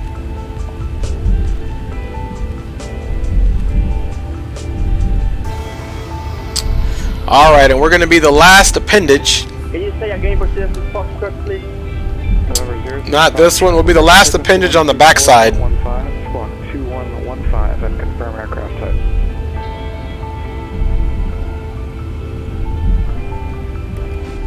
The Cessna citation longitude, departure frequency 124.15 and the squad 2115. You can see the other Southwest aircraft over there, so this is definitely the Southwest terminal. Hope we don't have anybody parked in our spot on the backside. Then we are going to do a replay, even though it will be dark. Sound of German, even though it will be dark. Number 24 Quebec, radar contact departure. I think our gate is hopefully available. Contact departure 24 Quebec. It's 13, we're looking for 15.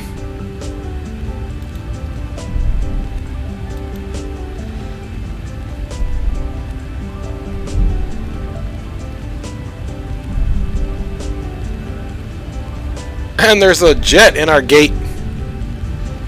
St. Louis ground, Cessna citation longitude.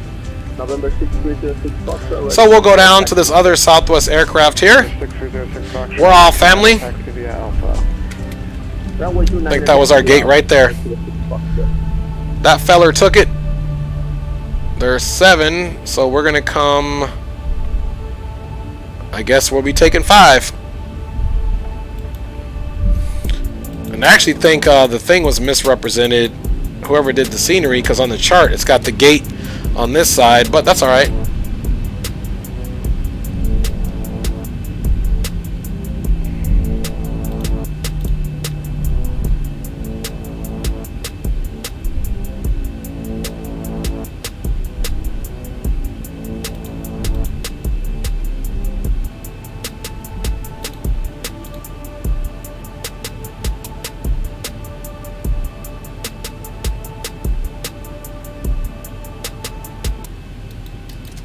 Alright, parking brake is set.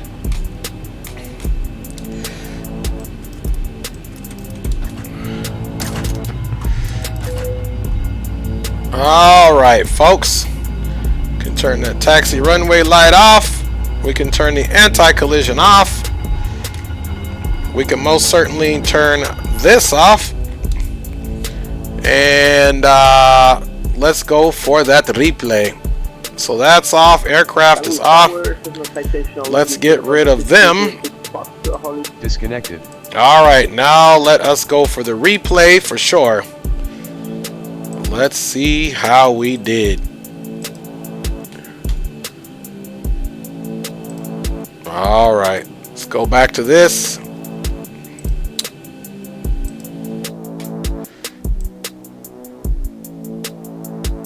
Hopefully we get some type of good view. It's dark.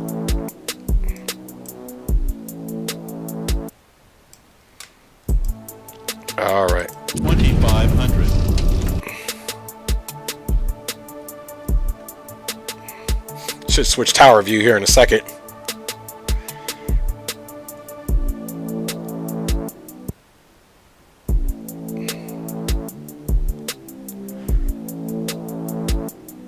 Alright, let's see if anything's going to block us. Hopefully not. It's a Southwest terminal there, so we'll just keep the eye on the prize. Let's do a little flyby there.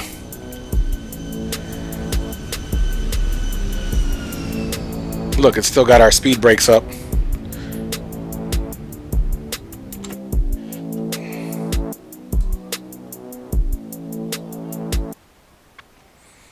See that light illuminating down there? And again, some things don't enact like it should on the replay. It's probably the only one we're going to do. Or maybe we'll do the behind the one and see how that works out too.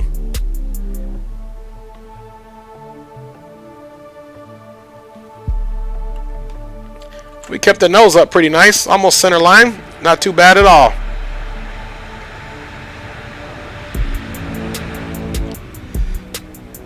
Run that back for sure.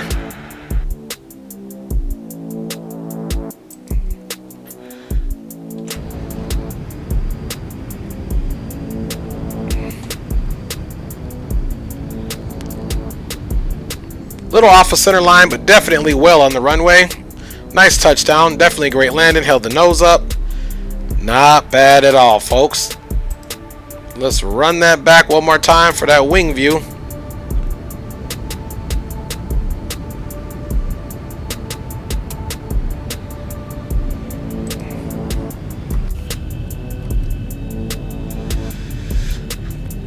All right, folks.